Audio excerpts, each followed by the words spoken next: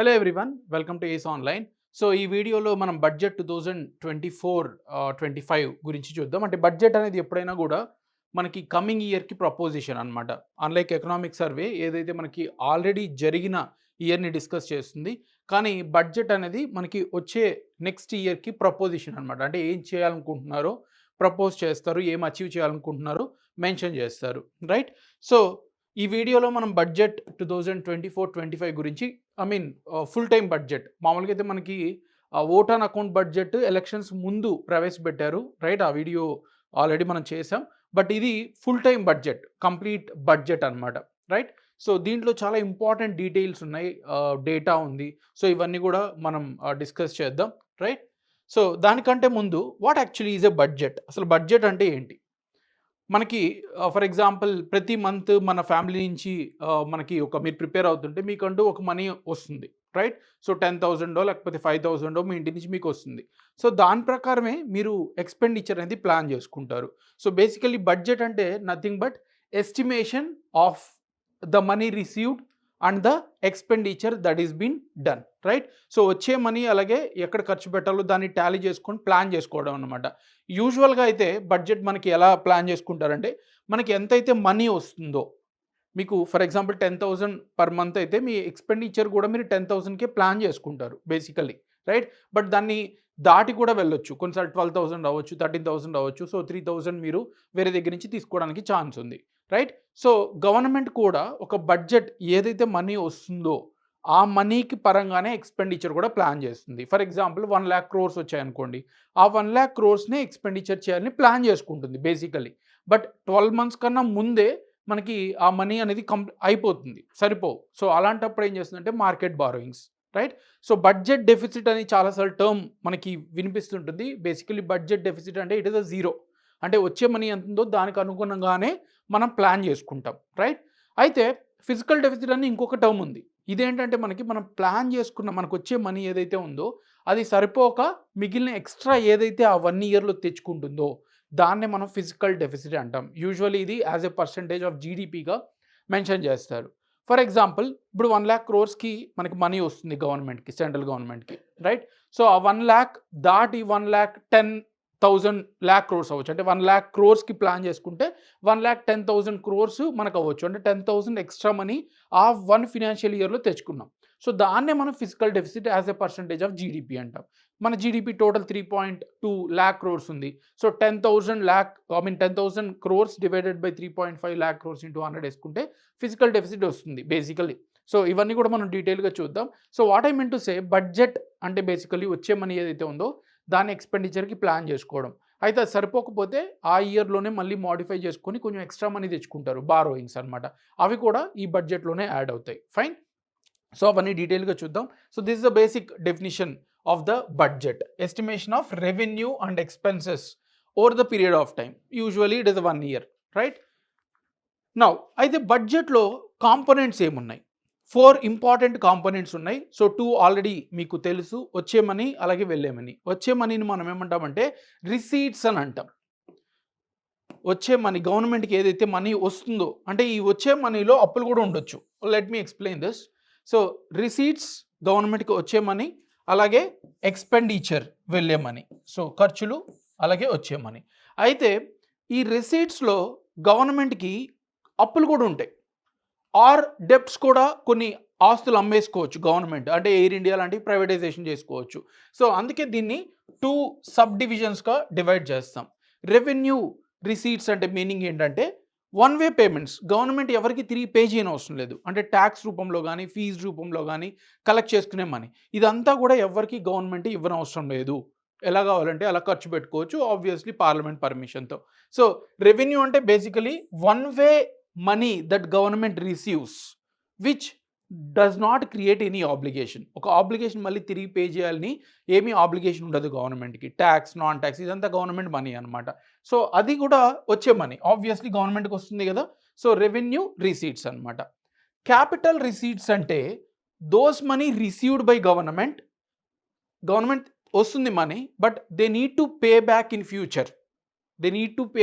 Future, or the money received by losing the assets. అంటే ఈ capital రిసీట్స్లో 2 types of మనకి మనీ వస్తుంది గవర్నమెంట్కి, ఒకటి ఏంటంటే బారోయింగ్స్ అంటే అప్పు తెచ్చుకుంటుంది.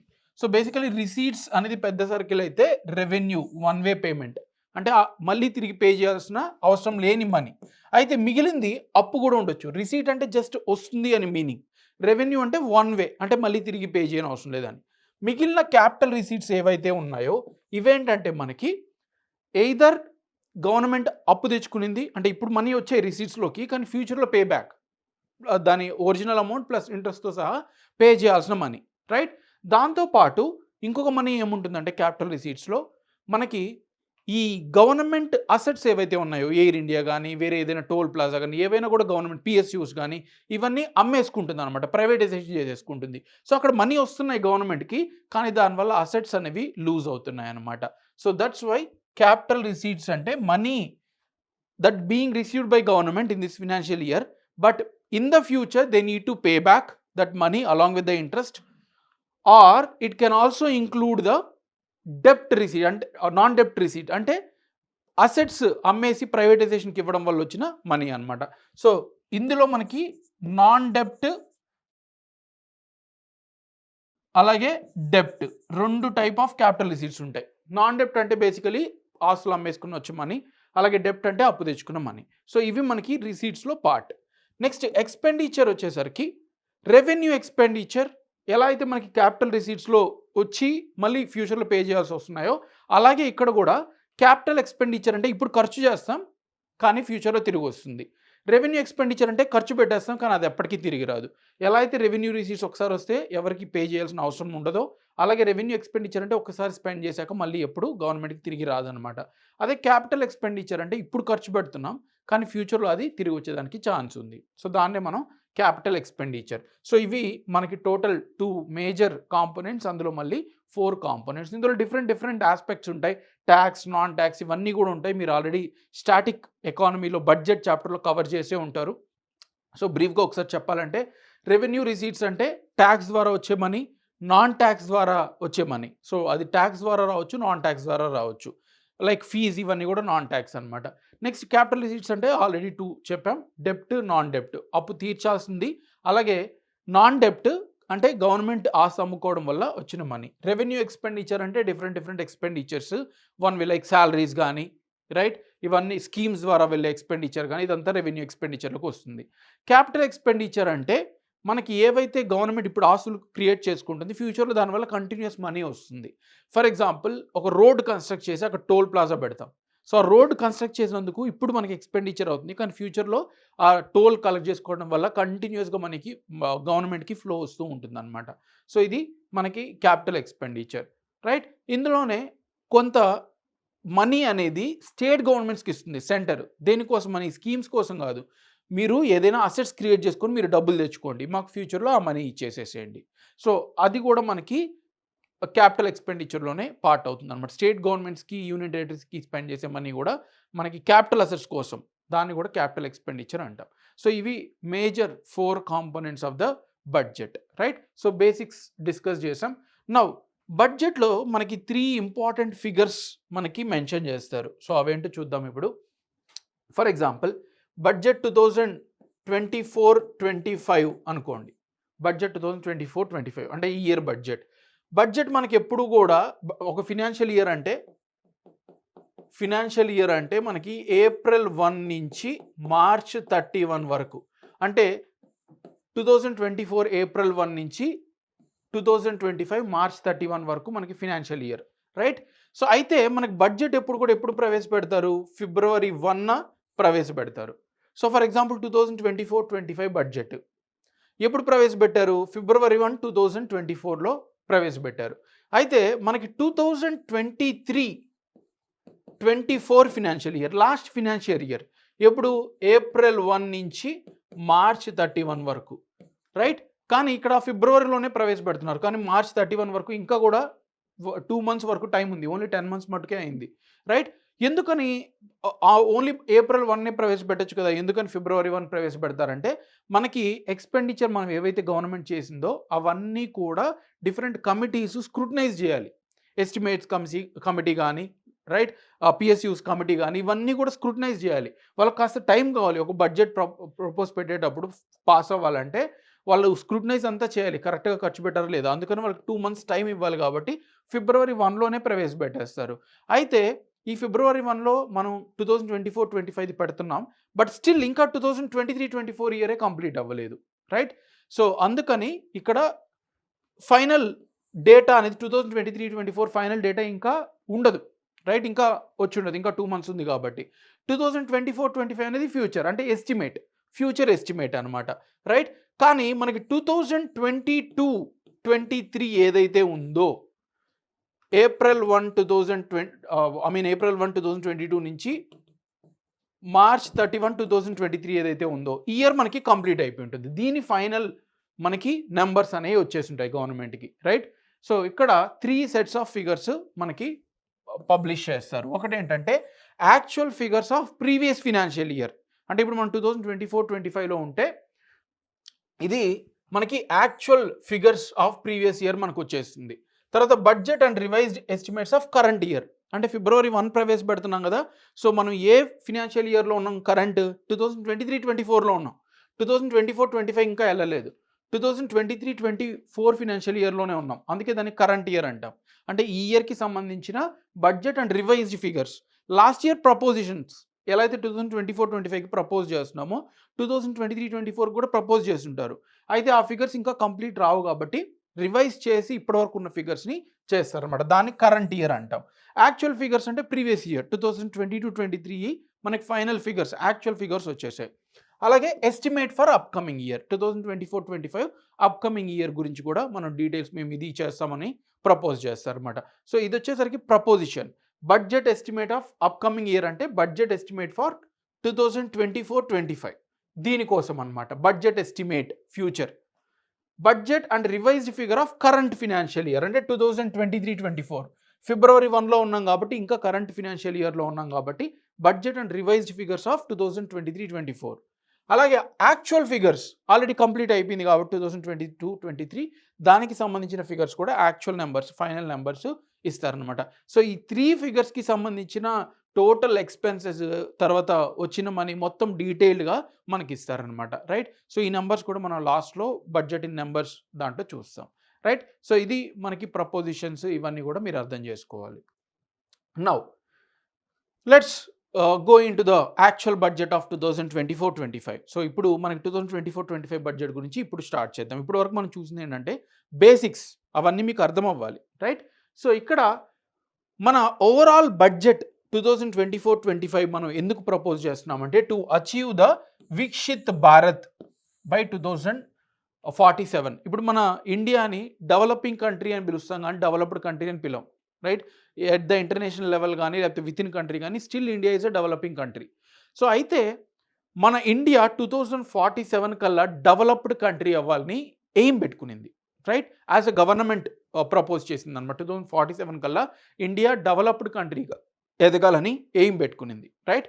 సో దానికి అనుగుణంగానే మనం ప్రపోజ్ చేయబోయే బడ్జెట్స్ అన్నీ కూడా 2047 వరకు మన ఎయిమ్ ఏంటంటే బేసికలీ డెవలప్డ్ కంట్రీగా మారడం. సో ఈ బడ్జెట్ ప్రపోజిషన్ కూడా ఏదైతే ఉందో 2024-25 full time budget, right, 22nd మనకి జూలైన ప్రపోజ్ చేశారు after forming a new government, right? So ఇక్కడ దీని మెయిన్ ఆబ్జెక్టివ్ ఏంటంటే basically to achieve India as a developed nation by 2047.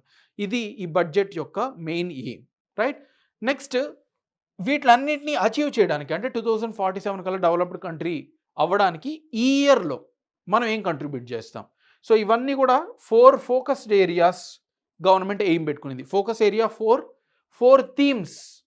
Themes అనేవి 4 పెట్టుకునింది. అలాగే 9 ప్రియారిటీ ఏరియాస్. సో ఏ ఏరియాలో ఖర్చు పెడతాము.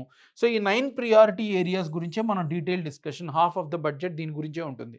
9 ప్రియారిటీ ఏరియాస్, వాటిల్లో ఏమేమి ఇంట్రడ్యూస్ చేయాలనుకుంటుంది, ఎంత ఎక్స్పెండిచర్ చేయాలనుకుంటుంది, ఇవన్నీ ఇక్కడ డిస్కస్ చేస్తాం. ఈ ప్రియారిటీ ఏరియాస్లో మనం ఈ 4 ఫోకస్ ఏరియాస్, 4 థీమ్స్ని దృష్టిలో పెట్టుకొని ఆ స్కీమ్స్ అనేవి, ఆ ఇనిషియేటివ్స్ అనేవి మనం లాంచ్ చేస్తాం అనమాట గవర్నమెంట్. ఫైన్. సో ఈ బడ్జెట్ టాపిక్లో మనకు వచ్చే 2024-25 బడ్జెట్ దాంట్లో మనం ఏం డిస్కస్ చేస్తాం. సో బ్రీఫ్గా మీకు ఒకసారి చెప్తాను. ఫస్ట్ థింగ్ ఏంటంటే మనకి టోటల్ 9 ప్రియారిటీ ఏరియాస్ ఉన్నాయి. అంటే మ్యానుఫ్యాక్చరింగ్ కానీ, అగ్రికల్చర్ కానీ, ఉమెన్ కానీ, ఇలా 9 మ్యానుఫ్యాక్చరింగ్ అని, ఇలా 9 ప్రియారిటీ ఏరియాస్ ఉన్నాయి. ఒక్కొక్క ప్రియారిటీ ఏరియా తీసుకుంటాం. అందులో గవర్నమెంట్ ఏం ప్రపోజ్ చేసింది, ఏ స్కీమ్స్ ఉన్నాయి, అలాగే ఏమైనా బ్యాక్గ్రౌండ్ ఏమైనా ఉంటే అదంతా కూడా చూస్తాం. ఈ 9 ప్రియారిటీ ఏరియాస్ అనేవి ప్రపోజిషన్స్, ఈ ఇయర్ వచ్చిన ప్రపోజిషన్స్. సో దానికి సంబంధించినవి డీటెయిల్గా చూద్దాం. ఇవి ఎక్కువ ఫ్యాక్చువల్గా ఉంటాయి అండ్ క్వశ్చన్స్ కూడా మనకి చాలా క్వశ్చన్సే వస్తాయి. నెక్స్ట్ వచ్చేసరికి టాక్సేషన్కి సంబంధించింది. టాక్సేషన్ అంటే డైరెక్ట్ ట్యాక్స్, ఇండైరెక్ట్ ట్యాక్స్, అవి వాటిలో టోటల్ కలెక్షన్ గవర్నమెంట్కి ఎంత ఉంది, న్యూ ట్యాక్స్ ల్యాబ్స్ ఏంటి, ఎక్కడెక్కడ ట్యాక్స్ తగ్గించారు, ఎక్కడెక్కడ ట్యాక్స్ పెంచారు, ఇవన్నీ కూడా మనం టాక్సేషన్ టాపిక్లో చూస్తాం. Next budget in numbers. Budget in numbers. So బడ్జెట్కి సంబంధించిన నెంబర్స్ అన్నీ చూద్దాం, రైట్? సో అంటే ఏంటి, ఫిజికల్ డెఫిసిట్ అంటే ఏంటి, లేకపోతే ఆ నెంబర్ ఎంత ఉంది, క్యాపిటల్ ఎక్స్పెండిచర్ ఎంత ఉంది, రెవెన్యూ ఎక్స్పెండిచర్ ఎంత ఉంది, ఆ డేటా అంతా కూడా లాస్ట్లో మనం చూస్తాం. ఏంటి, ఏం అచీవ్ చేసాం, ఈ నెంబర్స్ అన్నీ కూడా లాస్ట్లో చూస్తాం. సో ఇవి మనం డిస్కస్ చేయబోయే బడ్జెట్. ఫస్ట్ 9 ప్రియారిటీ ఏరియాస్కి వెళ్ళే ముందు అసలు ఫోకస్ ఏరియా ఏంటి, ఎక్కడ ఫోకస్ చేయాలనుకుంటున్నారు, దీని నుంచి క్వశ్చన్ వచ్చేదానికి మనకి ఛాన్స్ ఉంది. డైరెక్ట్గా అడుగుతారు కూడా ఏ ఫోకస్ ఏరియా పెట్టుకునింది అని. సో ఈ 9 ప్రియారిటీ ఏరియాస్ ఏవైతే ఉన్నాయో, మ్యానుఫ్యాక్చరింగ్ కానీ, రైట్, సర్వీస్ సెక్టర్, అగ్రికల్చర్ ఏవైతే ఉన్నాయో, ఈ ఎక్స్పెండిచర్ అంతా కూడా ఈ 4 ఫోకస్ ఏరియాస్లో మనకు గవర్నమెంట్ ఫోకస్ చేస్తుంది. ఫస్ట్ ఏంటంటే ఫార్మర్, అన్నదాత. సో ఫార్మర్ని బెనిఫిట్ అయ్యేలాగా ఈ 9 ప్రియారిటీ ఏరియాస్ ఉంటాయన్నమాట. నెక్స్ట్ గరీబ్, పూర్ పీపుల్ మీద ఫోకస్ చేసేలాగా ఉంటాయి.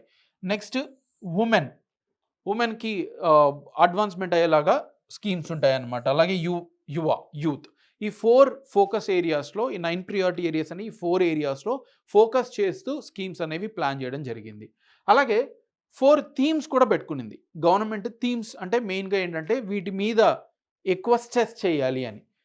ఏంటంటే employment, skill, MSME, middle class people. So ఈ 4 థీమ్స్ కూడా మన గవర్నమెంట్ ఇంక్లూడ్ చేసుకుంది. 4 ఫోకస్ ఏరియాతో పాటు 4 థీమ్స్ని కూడా ఐడెంటిఫై చేసి వాటిని ఇన్వాల్వ్ చేయడం జరుగుతుంది, రైట్?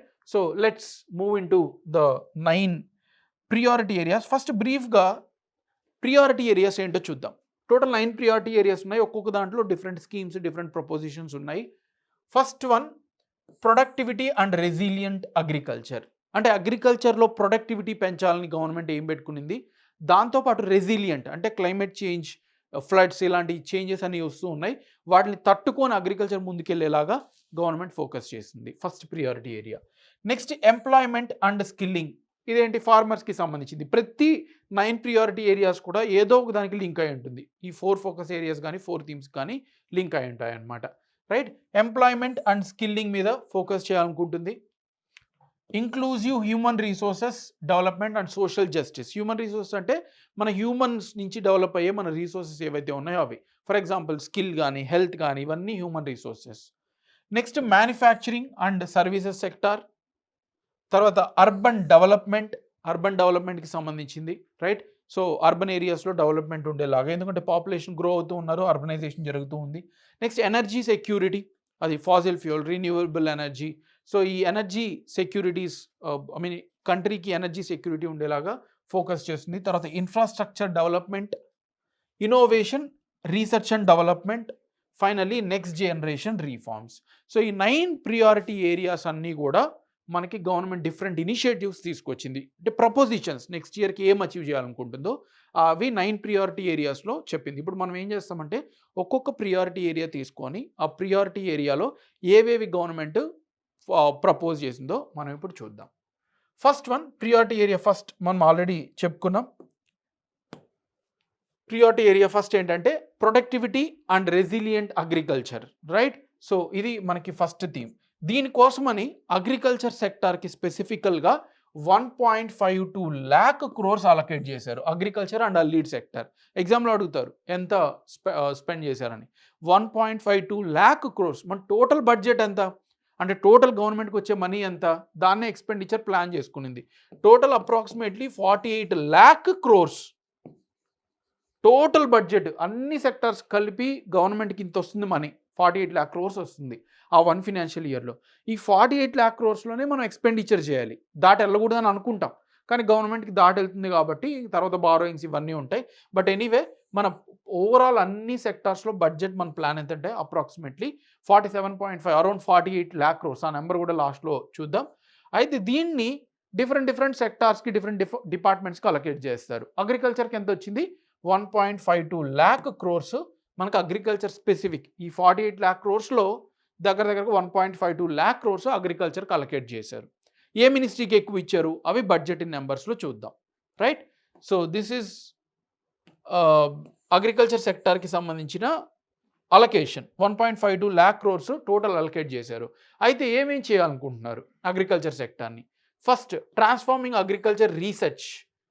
మనకి రీసెర్చ్ డెవలప్మెంట్ అనేది చాలా ఇంపార్టెంట్. కొత్తవి ఏమైనా కనుక్కోవాలన్నా, ఏదైనా ఛాలెంజెస్ని ఫేస్ చేయాలన్నా రీసెర్చ్ మీద ఫోకస్ చేస్తే కొత్తవి కనుక్కొని దాన్ని అడ్రస్ చేస్తాం.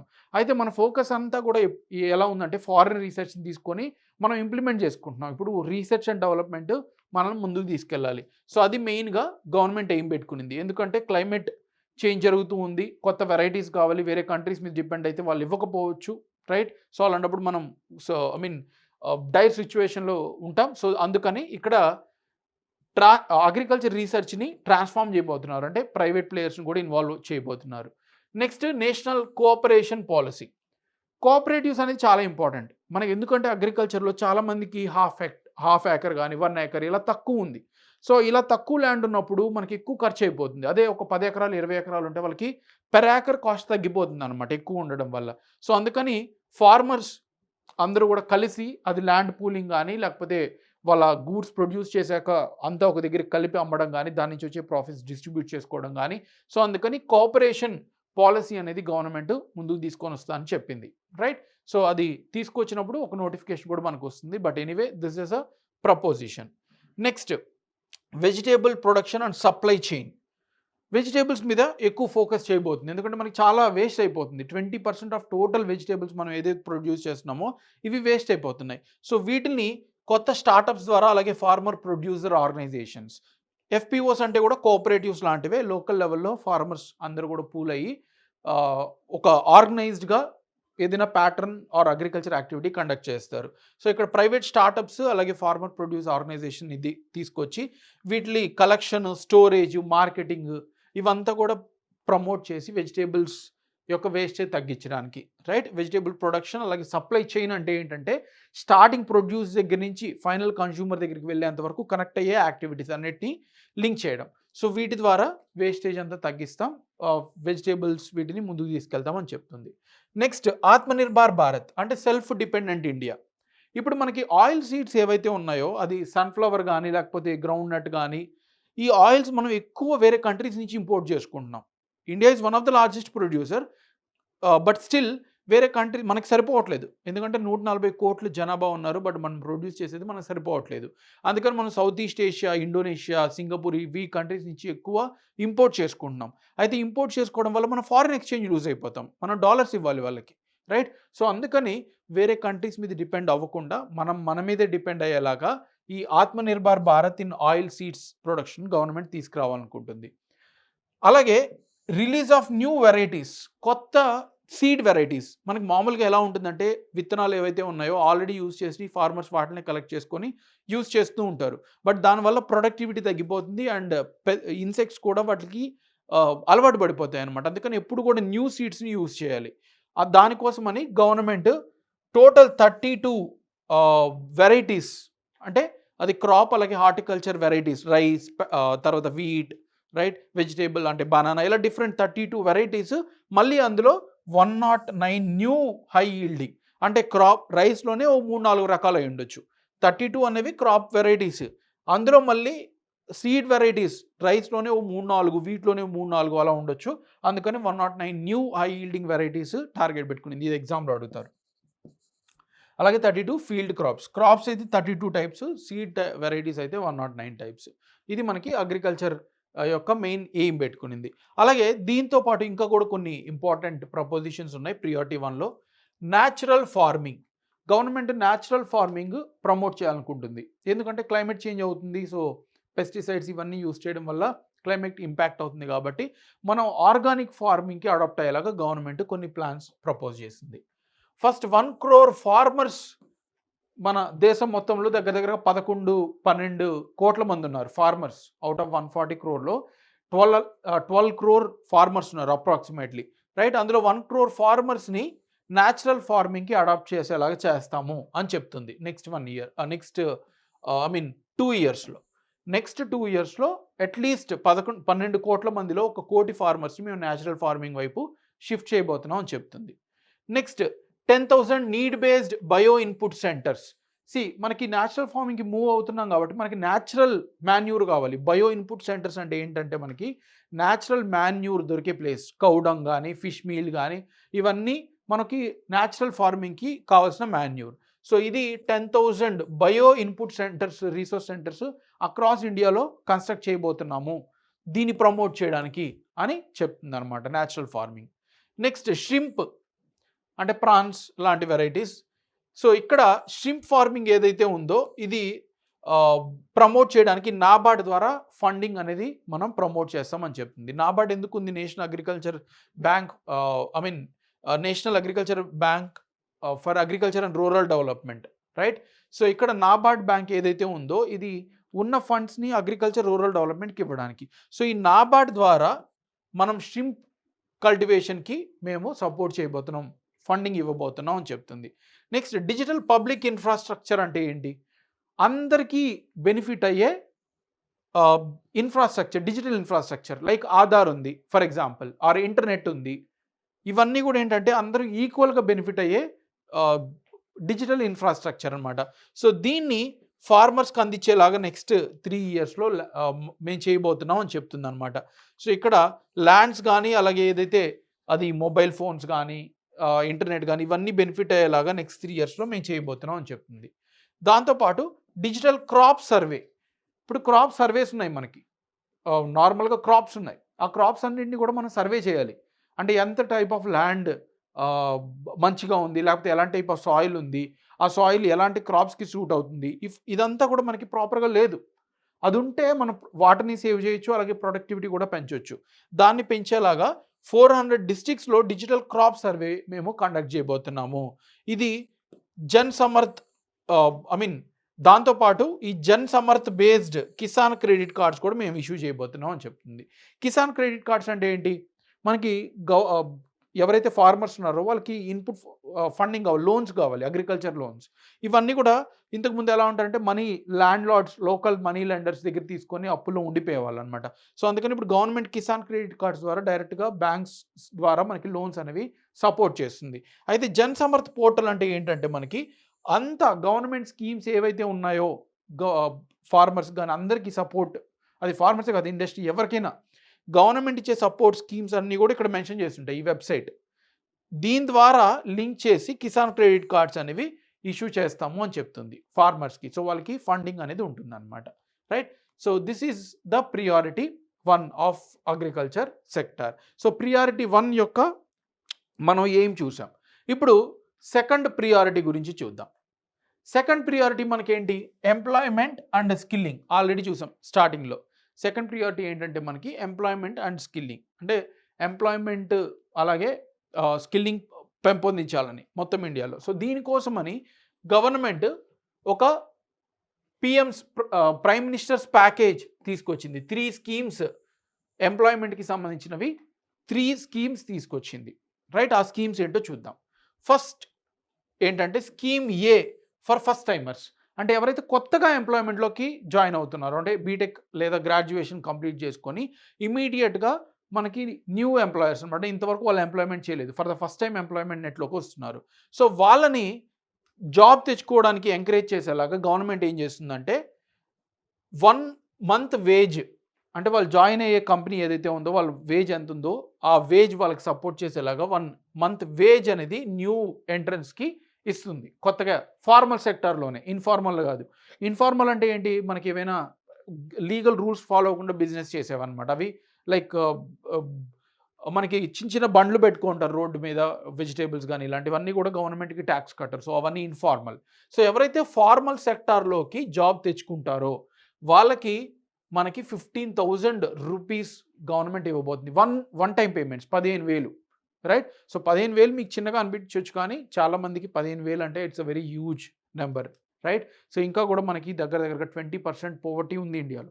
సో అక్కడ యూత్‌ని ఫస్ట్ టైమర్స్‌ని జాబ్‌లోకి ఎంటర్ అవ్వడానికి 15,000 ఫ్రీగా ఇస్తుంది. సో దానివల్ల ఏమవుతుంది? న్యూ కమర్స్ త్వరగా జాబ్ తెచ్చుకోవడానికి ట్రై చేస్తారనమాట. సో దీనివల్ల 2,00,000 యూత్‌కి బెనిఫిట్ అవుతుంది. అయితే ఇది ఇచ్చేది వన్ టైమ్ పేమెంట్ కాదు. 3 ఇన్‌స్టాల్‌మెంట్స్ 5,000, 5,000, 5,000 3 దఫాలుగా మనకి పేమెంట్ అనేది చేస్తుంది. సో దీనివల్ల ఏం ఎంకరేజ్ చేస్తుంది గవర్నమెంట్? కొత్త న్యూగా గ్రాడ్యుయేషన్ కంప్లీట్ చేసుకున్న వాళ్ళు ఎంప్లాయ్‌మెంట్‌లోకి ఎంటర్ అవ్వడానికి గవర్నమెంట్ ఎంకరేజ్ చేస్తుందనమాట. Right? Next scheme B, job creation in manufacturing sector. So ఇది స్కీమ్ బి ఏంటంటే స్పెసిఫికల్‌గా మ్యానుఫ్యాక్చరింగ్ సెక్టార్‌లో జాబ్స్ క్రియేట్ చేయడానికి. మనకి ప్రైమరీ, సెకండరీ, టెర్షియరీ సెక్టార్స్ ఉన్నాయి. Manufacturing is part of secondary sector. So ఇక్కడ మ్యానుఫ్యాక్చరింగ్ అనేది చాలా ఇంపార్టెంట్. ఎందుకంటే ఎక్కువ జాబ్స్ క్రియేట్ చేస్తుంది. సో ఇదేంటంటే మనకి ఫస్ట్ టైమర్స్ ఎంప్లాయీస్ ఎవరైతే ఉన్నారో, జాయిన్ అవ్వబోతున్నారో వాళ్ళకి బెనిఫిట్ అవుతుంది. ఓకే. ఎలా అంటే ఇక్కడ ఎవరైతే జాయిన్ అవుతున్నారో, అలాగే ఎవరైతే రిక్రూట్ చేసుకుంటున్నారో వాళ్ళకి ఈపీఎఫ్ఓ కంట్రిబ్యూషన్ ఏవైతే ఉన్నాయో ఫస్ట్ 4 ఇయర్స్‌లో అది గవర్నమెంట్ సపోర్ట్ చేయబోతుంది. మామూలుగా అసలు ఈపీఎఫ్ అంటే ఏంటి? ఇప్పుడు మీరు ఏదైనా జాబ్ జాయిన్ అయ్యారనుకోండి, మీకు మంత్లీ వచ్చే ఇన్‌కమ్‌లో సర్టెన్ పార్ట్ లైక్ 6,000, 7,000 అది కట్ చేస్తారనమాట గవర్నమెంట్. ఎందుకంటే మీరు రిటైర్ అయ్యాక మీకు బెనిఫిట్ అవ్వడానికి. సో కొంచెం మీ కంపెనీ ఇస్తుంది. ఫర్ ఎగ్జాంపుల్ మీరు ఒక కంపెనీ ఏలో జాయిన్ అయ్యారు. ఆ కంపెనీ టోటల్ 6,000 మంత్లీ కట్ అవ్వాల్సి ఉంటే మీ సాలరీ నుంచి అందులో 3,000 మీ కంపెనీ ఇస్తుంది. అలాగే ఇంకొక 3,000 గవర్నమెంట్ యాడ్ చేస్తుందనమాట. రైట్? సో దానివల్ల మనకి ఈ సోషల్ సెక్యూరిటీ బెనిఫిట్ అనేది ఉంటుందన్నమాట రిటైర్ అయ్యాక. రైట్? సో ఇక్కడ ఈ కంపెనీ కంట్రిబ్యూట్ చేయాలి కాబట్టి కంపెనీస్ వాళ్ళు డబ్బులు ఇవ్వడానికి ఇష్టపడరు. వాళ్ళ వైపు నుంచి వాళ్ళు డబ్బులు ఇవ్వాలి కాబట్టి వాళ్ళు ఇష్టపడరు. సో అందుకని ఎక్కువ రిక్రూట్ చేసుకోరనమాట. ఎందుకంటే ప్రతి ఒక్కరికి మనం ఇవ్వాలి కాబట్టి వాళ్ళు అంత ఇష్టపడరు. సో అందుకని గవర్నమెంట్ ఏం చేయబోతుందంటే ఇక్కడ గవర్నమెంటే 4 ఇయర్స్ ఎవరైతే న్యూ రిక్రూట్మెంట్ చేసుకుంటారో వాళ్ళందరికీ ఈ ఈపీఎఫ్ కంట్రిబ్యూషన్ ఏదైతే ఉందో అది గవర్నమెంటే ఇవ్వబోతుంది. సో దానివల్ల ఏమవుతుంది? రిక్రూట్ చేసే వాళ్ళకి వాళ్ళ బర్డెన్ తగ్గిపోతుందనమాట. సో అందుకని వాళ్ళు ఎక్కువ మంది ఎంప్లాయీస్‌ని తీసుకుంటారు. సో దీనివల్ల 30,00,000 యూత్ బెనిఫిట్ అయ్యేలాగా ఉంటారు అని చెప్తుందనమాట. So very important. Second manufacturing specific. Next third scheme C related to supporting to the employers. అంటే ఎంప్లాయ్ చేసే వాళ్ళకి ఎవరైతే రిక్రూట్మెంట్ చేసుకుంటున్నారో వాళ్ళకనమాట. ఇదేం చెప్తుందంటే గవర్నమెంట్ విల్ రియంబర్స్ ఏవైతే కంపెనీ కడుతుందో వీళ్ళని రిక్రూట్ చేసినప్పుడు ఈపీఎఫ్ ప్రతి మంత్ కడుతుందో దానికి 3,000 పర్ మంత్ గవర్నమెంట్ రిక్రూట్ చేయబోతుంది. ఇదేంటి? ఇది న్యూ కమర్స్కి లింక్ చేయబోతుంది. ఇక్కడ కూడా ఈపీఎఫ్ కంట్రిబ్యూషన్ చేస్తుంది గవర్నమెంట్. అయితే ఇది న్యూ రిక్రూట్మెంట్స్కి ఎవరైతే న్యూ రిక్రూట్మెంట్స్ ఉన్నారో వాళ్ళ ఈపీఎఫ్ గవర్నమెంటే సపోర్ట్ చేయబోతుంది. కంపెనీ అవసరం లేదు, కంపెనీ సపోర్ట్ చేయని అవసరం లేదు. ఇక్కడ ఏంటంటే ఆల్రెడీ ఉన్న ఎంప్లాయీస్కి ఎవరైతే ఆల్రెడీ ఉన్నారో వాళ్ళకి ఏం చేస్తుందంటే గవర్నమెంట్ ఇంకా వాళ్ళని సపోర్ట్ అంటే వాళ్ళని అలాగే ఉంచడానికి తీసేయకుండా కంపెనీస్ వాళ్ళ ఈపీఎఫ్ కంట్రిబ్యూషన్ ఏదైతే ఉందో 3,000 పర్ మంత్ ఫర్ 2 ఇయర్స్ గవర్నమెంటే ఇవ్వబోతుంది అనమాట. సో దీనివల్ల మనకి 50,00,000 జాబ్స్ అనేవి మనకి జనరేట్ అవ్వబోతున్నాయి. రైట్? సో బేసికలీ ఈ 3 కూడా ఏం చెప్తున్నాయంటే ఫస్ట్ ఏమో న్యూ కమర్స్ని ఎంకరేజ్ చేయడానికి జాబ్ నెట్లోకి, సెకండ్ మ్యానుఫ్యాక్చరింగ్ సెక్టర్, థర్డ్ వచ్చేసరికి ఎంప్లాయర్స్ ఎవరైతే ఉన్నారో స్పెసిఫికలీ వాళ్ళని ఎంకరేజ్ చేసేలాగా ఉన్న జాబ్స్ ఉండించాలి, అలాగే కొత్త వాళ్ళని తీసుకొని రిక్రూట్ చేసుకునేలాగా అనమాట. ఎందుకంటే గవర్నమెంటే ఈపీఎఫ్ఓ కంట్రిబ్యూషన్ ఇస్తుంది. సో వాళ్ళు పే చేయాల్సింది ఏంటి? మీరు ఏదైతే వర్క్ చేస్తారో దానికి పే చేస్తే సరిపోతుంది. ఫైన్. సో ఇది దీనివల్ల ఏమవుతుందంటే ఎంప్లాయ్మెంట్ అనేది జనరేట్ అవుతుంది. నెక్స్ట్ ఉమెన్ వర్క్ ఫోర్స్ అనేది చాలా తక్కువ పర్సెంట్ ఉంది. ఫర్ ఎగ్జాంపుల్ ఇప్పుడు 100 మంది మెన్ ఎంప్లాయ్మెంట్కి ఎలిజిబుల్ ఉంటే అందులో 85% మంది వాళ్ళకి జాబ్ వర్క్ ఫోర్స్లో ఉన్నారు. అంటే 15 మంది మాత్రమే వర్క్ ఫోర్స్ అంటే ఎలిజిబుల్ అయినా కూడా 15 ఇయర్స్ దాటినా కూడా మనకి వర్కింగ్ ఏజ్ ఏంటి? మనకి ఇప్పుడు ఇండియాలో 15 to 59 ఇయర్స్. రైట్? సో ఇక్కడ 15 to 59 ఇయర్స్ మధ్య ఎవరైతే ఎంప్లాయ్మెంట్కి రిజిస్టర్ అయ్యారో వాళ్ళు 100 మంది ఫర్ ఎగ్జాంపుల్ ఒక 100 మెంబర్స్ తీసుకుంటే అందులో 85% మెన్ వాళ్ళకి ఎంప్లాయ్మెంట్ రిజిస్టర్ అయ్యారు, 15 మంది రిజిస్టర్ అవ్వలేదు.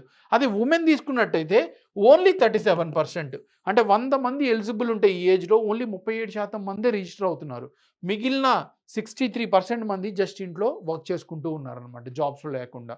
సో అందుకని మన ఎకానమీ ముందుకెళ్ళాలంటే మన జీడిపి ఇంకా ఎక్కువ కంట్రిబ్యూట్ చేసుకోవాలంటే ఇక్కడ ఉమెన్ వర్క్ ఫోర్స్ మనకి చాలా ఇంపార్టెంట్. ఎందుకంటే మెన్ ఆల్రెడీ రీచ్డ్. ఇంక అంతకన్నా కూడా మనం ఎక్కువ ఇంప్రూవ్ అయ్యేలాగా ఛాన్స్ చాలా తక్కువ ఉంది. 100% అచీవ్ చేయడం ఇట్స్ వెరీ డిఫికల్ట్. కానీ ఉమెన్‌ని గాని ఎంప్లాయ్‌మెంట్ నెట్‌లోకి తీసుకొచ్చామనుకోండి, అప్పుడు మన కంట్రీ ముందుకెళ్ళొచ్చనమాట. సో, వాళ్ళని ఎంకరేజ్ చేసేలాగా ఉమెన్ ఎందుకు వర్క్ చేయరు? యూజువల్లీ ఎందుకని జాబ్స్‌లో ఎక్కువ ఉమెన్ ఉండరంటే బేసికల్లీ సేఫ్టీ, సెక్యూరిటీ డిఫరెంట్ మనకి మీరు చూసుండొచ్చు చాలా రేప్స్ కానీ, అలాగే ఉండే ప్లేసెస్‌లో అబ్యూస్ గానీ ఇలాంటియన్నీ జరుగుతున్నాయి. సో, అక్కడ వాటిని తగ్గించగలిగితే మనం ఉమెన్‌ని ఎక్కువ ఎంకరేజ్ చేయగలం అనమాట ఎకానమీలో పార్టిసిపేట్ అవ్వడానికి. సో, దానికి సపోర్ట్‌గా గవర్నమెంట్ ఏం చేస్తుందంటే వుమెన్ హాస్టల్స్, క్రెచే ఫెసిలిటీ. క్రెచే అంటే ఏంటి? పెళ్లైపోయిన వుమెన్ ఎవరైతే ఉన్నారో వాళ్ళకి చిల్డ్రన్ ఉన్నారో వాళ్ళని చూసుకోవడానికి వేరే వాళ్ళు లేరు కాబట్టి వాళ్ళు జాయిన్ అవ్వట్లేదు. సో, ఇక్కడ క్రెచే అంటే ఏంటంటే మనకి ఒక ప్లేసు అక్కడ పిల్లలందరినీ కూడా చూసుకోవడానికనమాట. సో, ఈ క్రచే ఫెసిలిటీ అలాగే వుమెన్ హాస్టల్స్ ఈ రెండిటిని కూడా ఇండస్ట్రీ కొలాబరేషన్‌తో ఏదైతే ఇండస్ట్రీ ఉందో వాళ్ళతో కొలాబరేట్ అవుతూ కూడా మనకి ఇక్కడ ఈ వుమెన్ హాస్టల్స్, క్రచే ఫెసిలిటీస్ అనేవి ఎంకరేజ్ చేయబోతున్నారు. నెక్స్ట్ వుమెన్‌కి స్కిల్ డెవలప్‌మెంట్ అనేది చేయబోతున్నారనమాట. వుమెన్‌కి స్పెసిఫిక్‌గా స్కిల్ డెవలప్‌మెంట్ ఏదైతే ఉన్నాయో వాళ్ళకి ఇష్టమున్న ఫీల్డ్స్‌లో స్కిల్ డెవలప్‌మెంట్ ఎంకరేజ్ చేసేలాగా గవర్నమెంట్ ఆర్గనైజ్ చేయబోతుంది. తర్వాత వుమెన్ సెల్ఫ్ హెల్ప్ గ్రూప్స్ ఏవైతే ఉన్నాయో సహాయత బృందాలు అందరూ కలిసి ఏదైనా చిన్న బిజినెస్ ఇలాంటివి స్టార్ట్ చేసేలాగా అనమాట. ఇవి కూడా గవర్నమెంట్ ఎయిమ్ చేయబోతుంది అనమాట. రైట్. సో, వీటి ద్వారా వుమెన్ పార్టిసిపేషన్ 37 కన్నా ఎక్కువ ఉండేలాగా ఎంకరేజ్ చేసేలాగా గవర్నమెంట్ ఎయిమ్ చేయబోతుంది. And then finally skill development. ఇప్పుడు మనం employment and skill development priority sector 2లో చూస్తున్నాం. సో, స్కిల్ డెవలప్మెంట్‌కి సంబంధించిన కొన్ని ఆబ్జెక్టివ్స్ కూడా చూద్దాం. ఫస్ట్ ఎంప్లాయ్మెంట్‌కి సంబంధించి చూసాం. తర్వాత ఉమెన్ వర్క్ ఫోర్స్‌ని ప్రమోట్ చేసేలాగా అండ్ ఇప్పుడు స్కిల్ సంబంధించింది. Model skill loan scheme. ఇదేంటంటే మనకి ఏదైనా స్కిల్ ఫర్ ఎగ్జాంపుల్ ఇప్పుడు మీరు ఆర్టిఫిషియల్ ఇంటెలిజెన్స్ స్కిల్స్ నేర్చుకోవాలనుకుంటున్నారు. దానికి చాలా కాస్ట్ ఎక్స్‌పెన్సెస్ ఉంటుంది. రైట్?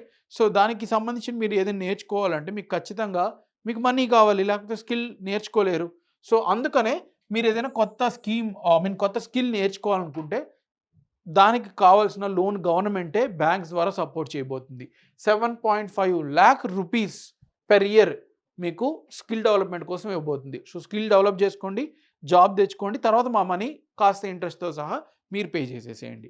సో, దీనికోసమనే గవర్నమెంట్ ప్రమోట్ చేస్తుంది. Next financial support for higher education. ఇప్పుడు హైయర్ ఎడ్యుకేషన్ ఎవరైతే ఎంటెక్, మాస్టర్స్ లేదా పీహెచ్‌డీ ఇలాంటివి చేయాలనుకుంటున్నారో వాళ్ళకు కూడా చాలా డబ్బులతో కూడిన విషయం. సో, ఇక్కడ గవర్నమెంట్ 10 lakh రూపీస్ వాళ్ళకి యూత్‌కి ఎవరైతే హైయర్ ఎడ్యుకేషన్ తెచ్చుకోవాలనుకుంటున్నారో.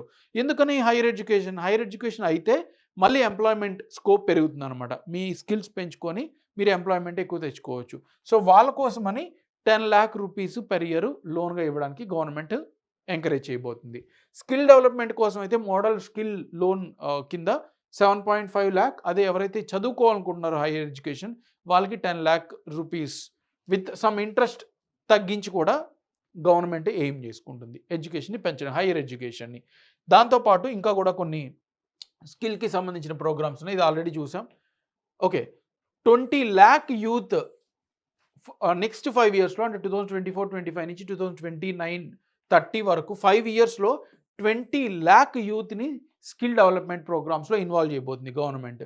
తర్వాత 1000 ITI industrial training institutes, ITIs అంటే ఏంటి? అప్రెంటిస్. సో, వాళ్ళకి ఏదైనా ప్లంబింగ్ ఇలాంటి స్కిల్స్ ఏవైనా చిన్నవి నేర్చుకోవాలనుకుంటే ఇక్కడ 1000 ఎక్స్ట్రా గవర్నమెంట్ క్రియేట్ చేయబోతుందన్నమాట. ఇప్పుడున్న ఐటీఐస్ ఆల్రెడీ ఇంకా కూడా అప్గ్రేడ్ చేసి ఉన్న వాటిల్ని ఇంకా అప్గ్రేడ్ చేసి కొత్త అడ్వాన్స్‌మెంట్ టెక్నాలజీస్‌తో గవర్నమెంట్ క్రియేట్ చేయబోతుందన్నమాట. రైట్? తర్వాత కోర్స్ కంటెంట్ మీరు ఏదైతే చదువుకోవాలనుకుంటున్నారో, స్కిల్ డెవలప్ చేసుకోవాలనుకుంటున్నారో వాటికి కంటెంట్ కావాలి. ఆ కంటెంట్ గవర్నమెంట్ వేరియస్ ఇండస్ట్రీ ద్వారా కానీ లేదా దీక్ష ప్లాట్ఫామ్ వేరియస్ గవర్నమెంట్ స్కీమ్స్ ద్వారా ఆ కంటెంట్ అనేది అరేంజ్ చేయబోతుందన్నమాట. రైట్? సో, ఇది ఆల్రెడీ చూసాం. ఇది మనం ఆల్రెడీ ఇప్పుడు ఇందాక జస్ట్ చూసాం ఏంటి? 7.5 lakh rupees model loan scheme కింద స్కిల్స్ నేర్చుకోవడానికి లోన్ ఇస్తుంది. రైట్?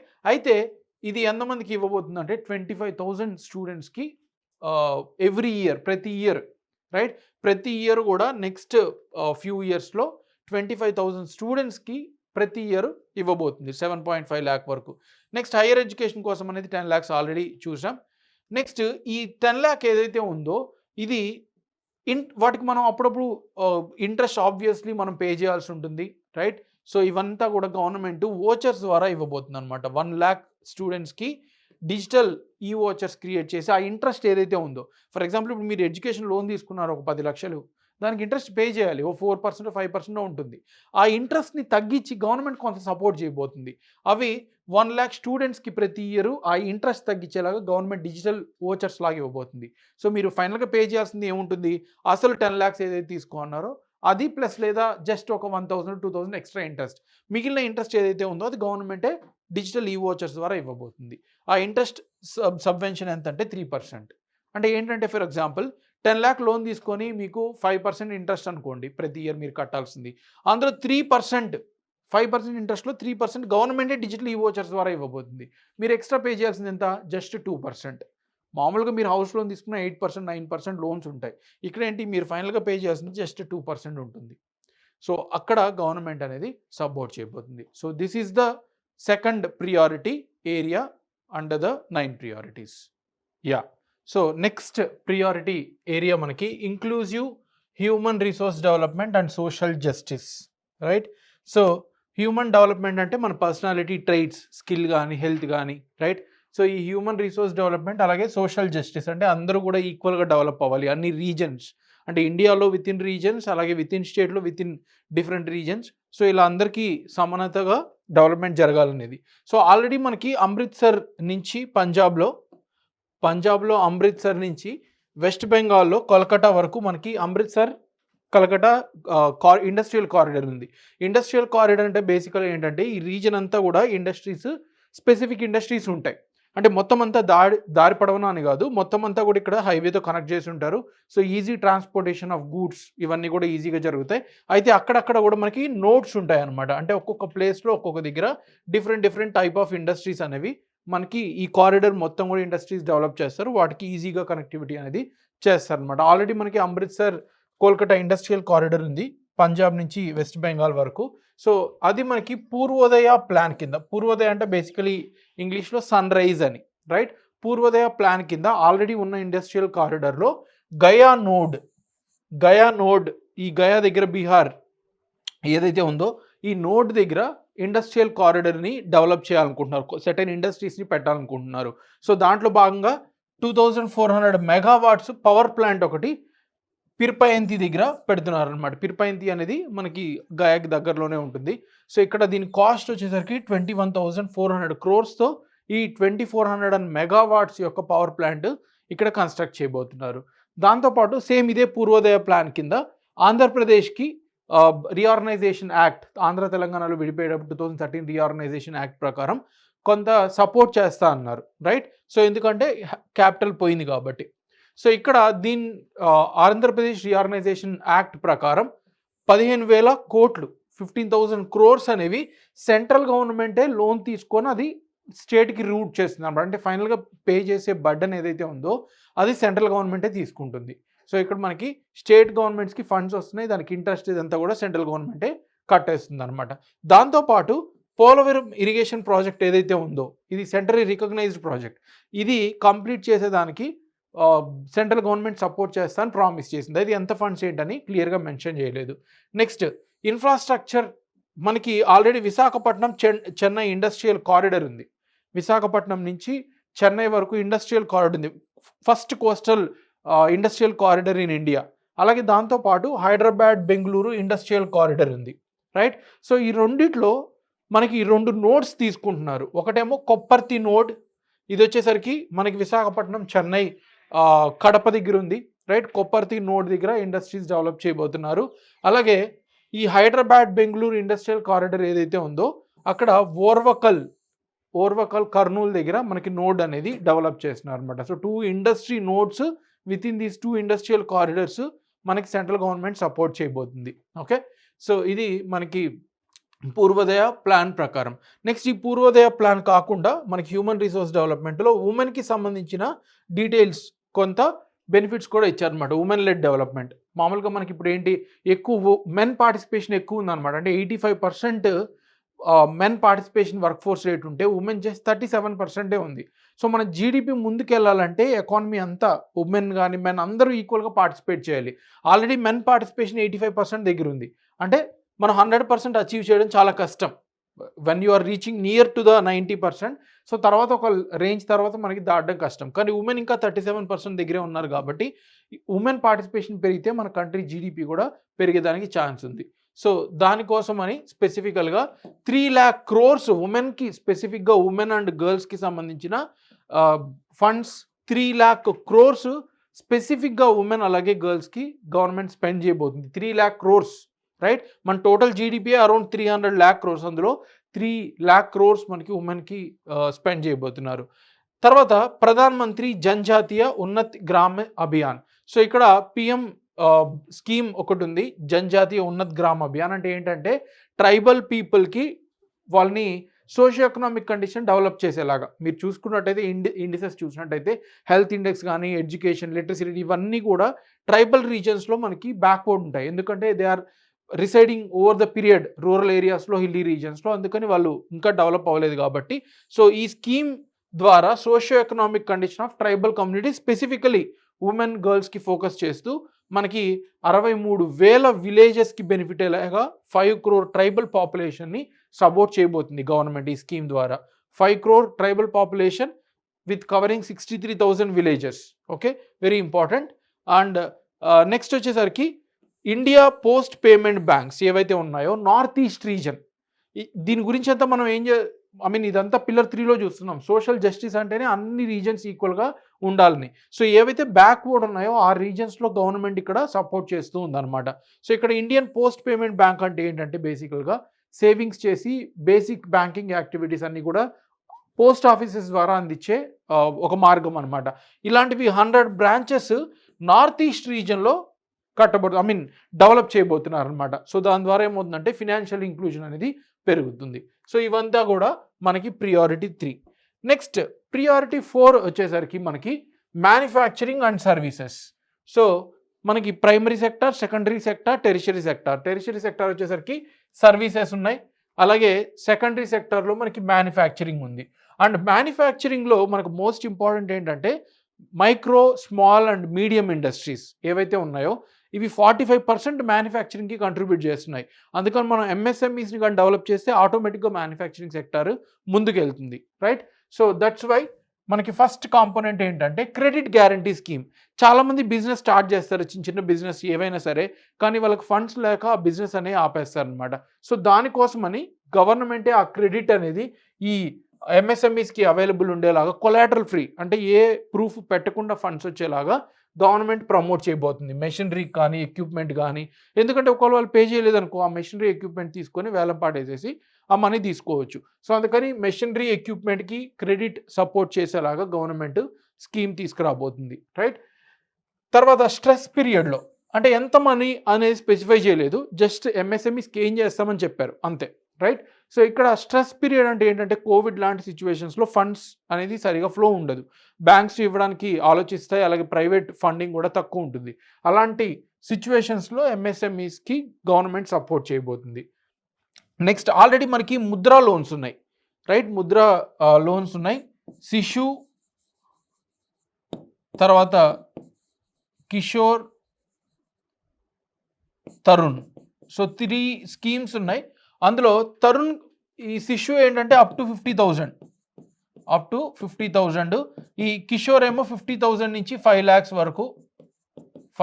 వరకు, తర్వాత తరుణ్ ఏమో 5 to 10 lakhs వరకు ఉండేది.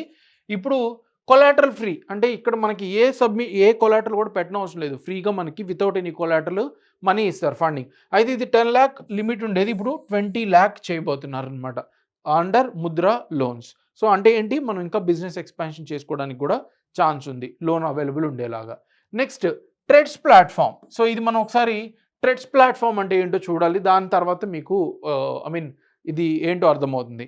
ఫర్ ఎగ్జాంపుల్ ఇప్పుడు ఎంఎస్ఎంఈ ఒక బిజినెస్, స్మాల్ కంపెనీ ఉంది, వీళ్ళు బి అనే కన్స్యూమర్ ఎవరైతే ఉన్నారో వీళ్ళ దగ్గర కొనేవాళ్ళు వీళ్ళ దగ్గర గూడ్స్ తీసుకుంటారు, కానీ వెంటనే మనీ ఇవ్వరు అనమాట. ఈ బి ఏదైతే ఉందో వీళ్ళు గూడ్స్ తీసుకున్నప్పుడు వీళ్ళకి వెంటనే మనీ ఇవ్వరు. ఏకి గూడ్స్ మటుకు తీసుకుంటారు కానీ ఇంకా మనీ ఇవ్వరు.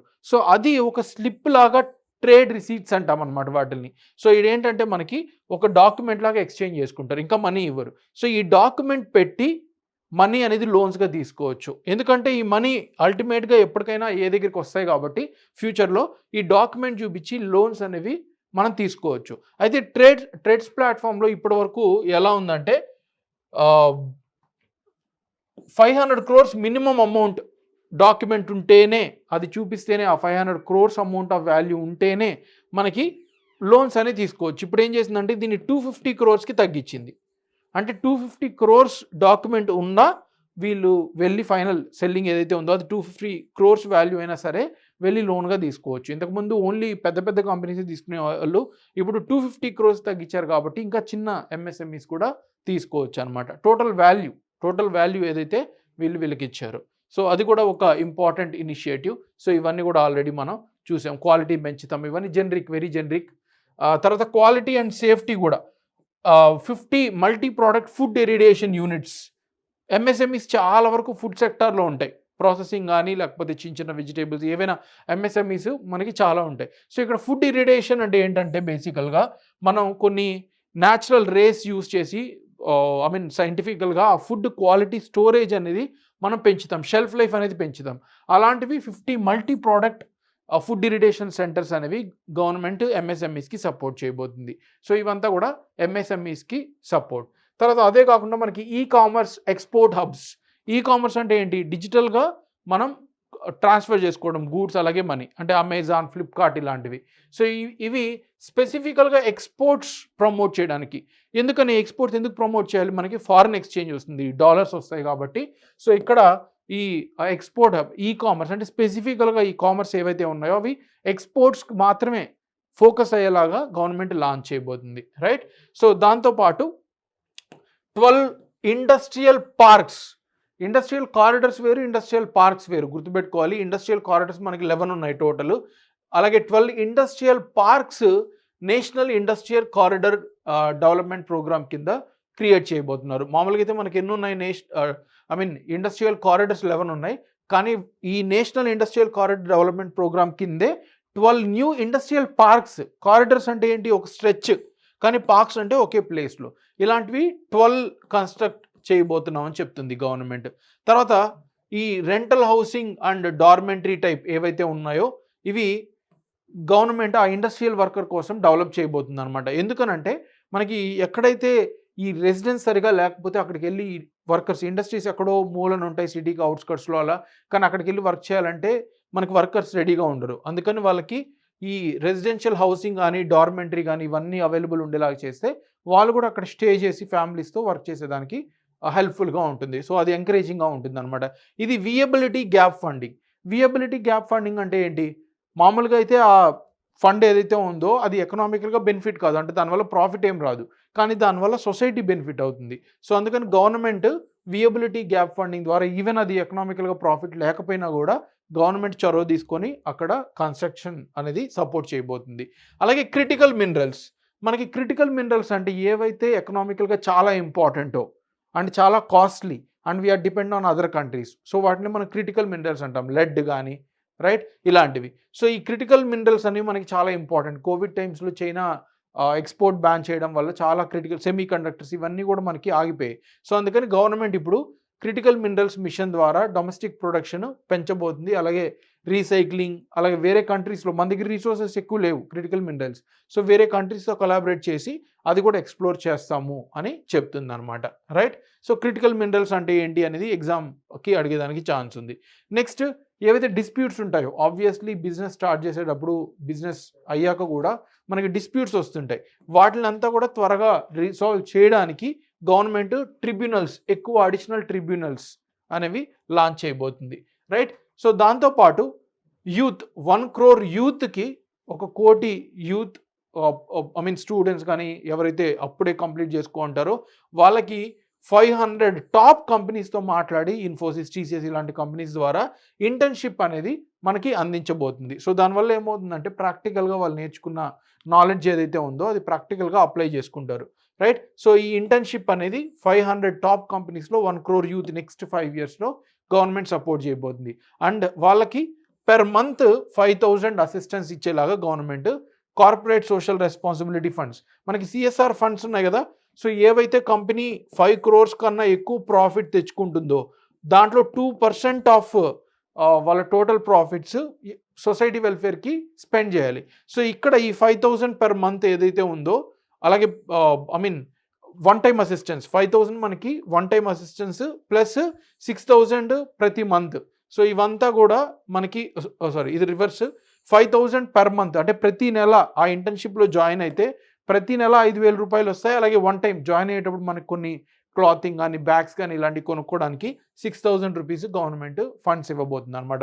ఇవంతా కూడా గవర్నమెంట్ ఫండింగ్ కాదు, CSR corporate social responsibility funds ద్వారా రీరూట్ చేస్తుంది. గుర్తుపెట్టుకోవాలి, 6,000 వన్ టైం పేమెంట్, ప్రతి నెల కూడా 5,000 రూపాయలు ఇవ్వబోతుంది ఇంటర్న్షిప్ ద్వారా. సో దానివల్ల ఏమవుతుందంటే స్కిల్స్ అనేవి నేర్చుకుంటారు, ప్రాక్టికల్గా అప్లై చేసుకుంటారు ఇండస్ట్రీ కంపెనీస్తో వర్క్ చేసి. ఇది ఆల్రెడీ చూసాం. ఆఫ్ షోర్ అంటే క్రిటికల్ మినరల్స్ మనకు అన్నీ లేవు కాబట్టి వేరే కంట్రీస్తో మనం కొలాబరేట్ అయ్యి వేరే కంట్రీస్లో కూడా మనం ఎక్స్ప్లోర్ చేసుకున్నాం. ఆబ్వియస్లీ వాళ్ళకి మనీ పే చేయాలి, మనకి మినరల్ వస్తాయి.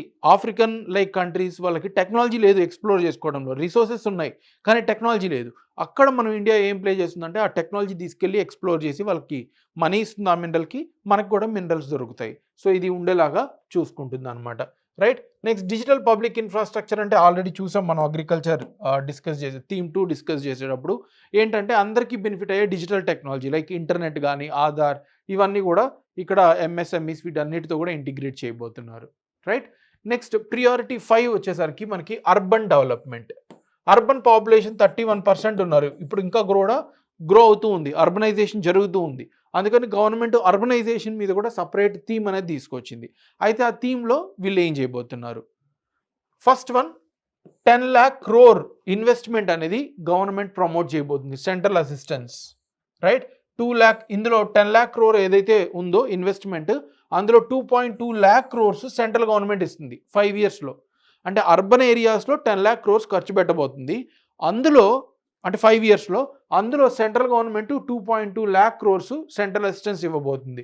తర్వాత మిగిలిందంతా కూడా ప్రైవేట్ ప్లేయర్స్ ద్వారా మనకి మొబిలైజ్ చేయబోతున్నారు అనమాట, రైట్? తర్వాత ప్రధాన్ మంత్రి ఆవాస్ యోజన ఉంది, అది 2.0 ఆల్రెడీ లాంచ్ చేసాం మనం. ఇప్పుడు సెకండ్ వెర్షన్ 2.0 తీసుకొచ్చి 1 crore urban poor and middle class families ఎవరైతే ఉన్నారో వాళ్ళకి హౌసింగ్ ఫెసిలిటీస్ ఉండేలాగా గవర్నమెంట్ ఫండింగ్ సపోర్ట్ చేయబోతుంది, right? So total urban urban development కోసం టోటల్ 10 lakh crores మొత్తం అంతా కూడా మొబిలైజ్ చేయబోతున్నారు. అయితే అంతా గవర్నమెంట్ కాదు, 2.2 lakh crores సెంట్రల్ గవర్నమెంట్ చూసుకుంటుంది, మిగిలింది స్టేట్ గవర్నమెంట్స్ అలాగే ప్రైవేట్ ప్లేయర్స్ వీళ్ళందరూ కూడా సపోర్ట్ చేస్తారనమాట, రైట్? Next stamp duty. మనకి స్టాంప్ డ్యూటీ అంటే ఏంటి? ఎప్పుడైతే మనం ఏదైనా ప్రాపర్టీ ఎక్స్చేంజ్ చేసుకుంటే అది ల్యాండ్ అయినా హౌస్ అయినా అక్కడ మనం స్టాంప్ డ్యూటీస్ అనేవి గవర్నమెంట్కి కట్టాలి. సో అయితే గవర్నమెంట్ ఏం చేయబోతుంది? స్టేట్స్ లోవర్ స్టాంప్ డ్యూటీ అంటే స్టాంప్ డ్యూటీస్ అనేవి తగ్గించేలాగా గవర్నమెంట్ ఎంకరేజ్ చేయబోతుంది. ఫర్ ఉమెన్ ఓన్లీ, అంటే మెన్కి కాదు, ఉమెన్ ఎవరైతే ప్రాపర్టీ కొనుక్కోవాలనుకుంటున్నారో వాళ్ళకి స్టాంప్ డ్యూటీస్ వాళ్ళ పేరు మీద తీసుకుంటే. ఎందుకంటే మామూలుగా మన సొసైటీలో ఎలా ఉంటుందంటే ప్యాట్రియార్కీ వల్ల ప్రాపర్టీ అన్నీ కూడా మెన్ పేరు మీదే ఉంటాయి, మోస్ట్లీ 90%. ఉమెన్కి ఫినాన్షియల్ ఇండిపెండెన్స్ తక్కువ ఉంటుంది, వాళ్ళ నేమ్ మీద ప్రాపర్టీ కూడా తక్కువ ఉంటుంది. సో అలా ఉమెన్ ఎంపవర్మెంట్ పెంపొందించడానికి ఇక్కడ ఉమెన్ ఎవరైతే ప్రాపర్టీ కొంటారో వాళ్ళకి స్టాంప్ డ్యూటీస్ తగ్గించడానికి గవర్నమెంట్ ఎంకరేజ్ చేయబోతుంది. So this is a very good step. Next street markets. మనం అక్కడక్కడ చూస్తుంటాం, చిన్న మార్కెట్స్ పెడుతుంటారు ట్యూస్డే వెన్స్డే ఇలా అప్పుడప్పుడు. దానివల్ల ఏమవుతుందంటే మార్కెట్ ఫోకస్ ఆ పర్టికులర్ డేలో బిజినెస్ ఎక్కువ జరుగుతుంది. అలాంటివి వీక్లీ అట్లీస్ట్ ఒక 100 మార్కెట్ ఏవైతే ఉన్నాయో వాటిని హాత్స్ అంటారు, స్ట్రీట్ ఫుడ్. సో ఇక్కడ సెలెక్టివ్ సిటీస్లో మనకి చాలా సిటీస్ ఉన్నాయి, సిటీస్లో అట్లీస్ట్ 100 వీక్లీ హాత్స్ జరిగేలాగా గవర్నమెంట్ ఎంకరేజ్ చేస్తుంది. దానివల్ల ఏమవుతుంది? బిజినెస్ యాక్టివిటీ పెరుగుతుంది అనమాట, రైట్? ఆ పర్టికులర్ డేస్లో. నెక్స్ట్ ట్రాన్సిట్ ఓరియంటెడ్ డెవలప్మెంట్ అంటే ట్రాన్స్పోర్ట్. మీరు చూసుండొచ్చు చాలా సిటీస్లో బెంగళూరు, హైదరాబాద్, ఢిల్లీ ఇలా ట్రాఫిక్ ఎక్కువ ఉంటుంది. ఎందుకనంటే మోస్ట్లీ మనం రోడ్ ట్రాన్స్పోర్ట్ మీద డెవలప్ అయి ఉన్నాం. అయితే గవర్నమెంట్ ఇప్పుడు ఏం చేయబోతుందంటే సెలెక్టివ్ సిటీస్లో మెట్రో కానీ అలాగే నెక్స్ట్ స్మాల్ రైల్వే ఉంటాయి, రైల్వే సర్వీసెస్ కూడా ఉంటాయి విత్ ఇన్ సిటీలో. దాంతోపాటు రోడ్ వేస్, చిన్న చిన్న వాటర్ వే, నార్త్ ఈస్ట్లో అయితే చూసినట్టయితే షిప్స్ బోట్స్ ద్వారా కూడా ట్రాన్స్పోర్టేషన్ చేస్తుంటారు. సో ఇవన్నీ ఇంటిగ్రేట్ చేసి ట్రాఫిక్ తగ్గేలాగా 14 లార్జ్ సిటీస్ ఏవైతే ఉన్నాయో 30 లక్షల కన్నా ఎక్కువ జనాభా ఉన్న సిటీస్లో 14 సిటీస్ని సెలెక్ట్ చేసి అక్కడ ఇంటిగ్రేటెడ్ ట్రాన్స్పోర్ట్ అనేది మనం డెవలప్ చేయబోతున్నాం. అంటే ఓన్లీ రోడ్డే కాకుండా మొత్తం సింపుల్గా తక్కువ టైంలో రైల్వేస్, మెట్రో, రోడ్ ఇవన్నీ కనెక్ట్ అయ్యేలాగా గవర్నమెంట్ డెవలప్ చేయబోతుంది అనమాట. Right. Next waste water management 100 large సిటీలో ఏవైతే ఉన్నాయో ఇక్కడ వేస్ట్ వాటర్ ట్రీట్మెంట్ అనేది గవర్నమెంట్ ప్రమోట్ చేయబోతుంది. It's a very huge problem. Cities like Bengaluru, Hyderabad ఈ వేస్ట్ వాటర్ ద్వారా మనకి మిక్సప్ అయిపోతాయి, డ్రింకింగ్ వాటర్తో కలిసిపోయి చాలా డిజీజ్ కూడా ఎమర్జ్ అయిన సిచ్యువేషన్స్ ఉన్నాయి. సో అందుకని ఇవి కూడా అడ్రస్ చేయబోతుంది అని చెప్తున్నారు government. Right. Next transparent rental housing markets. So ఏవైతే రెంట్ ఉన్నాయో, మామూలుగా మనం హౌస్ కొనాలంటే ఇట్స్ వెరీ హ్యూజ్.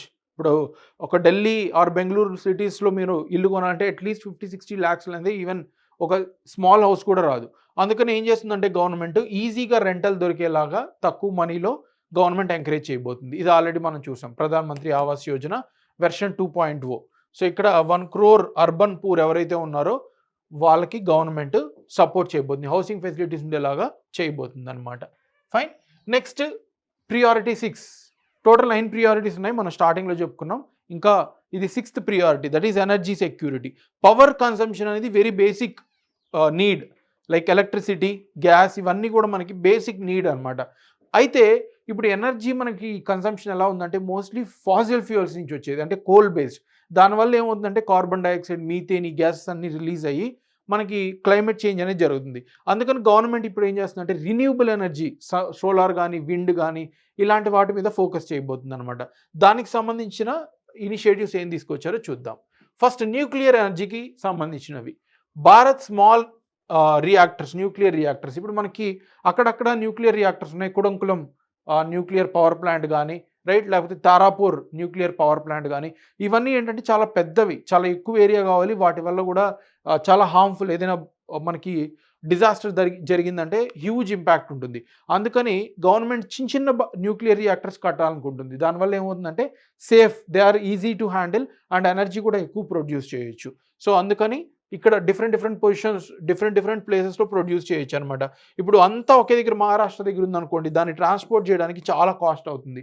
అదే ఇండియా మొత్తం చిన్నవి లాంచ్ చేసామనుకోండి, ఏ రీజన్కి ఆ రీజన్, సో ట్రాన్స్పోర్టేషన్ కాస్ట్ అని కూడా తగ్గిపోతాయి, సేఫ్గా కూడా ఉంటాయి. సో అందుకని భారత్ స్మాల్ రియాక్టర్స్ అనేవి గవర్నమెంట్ ఎంకరేజ్ చేయబోతుంది. Next energy audit.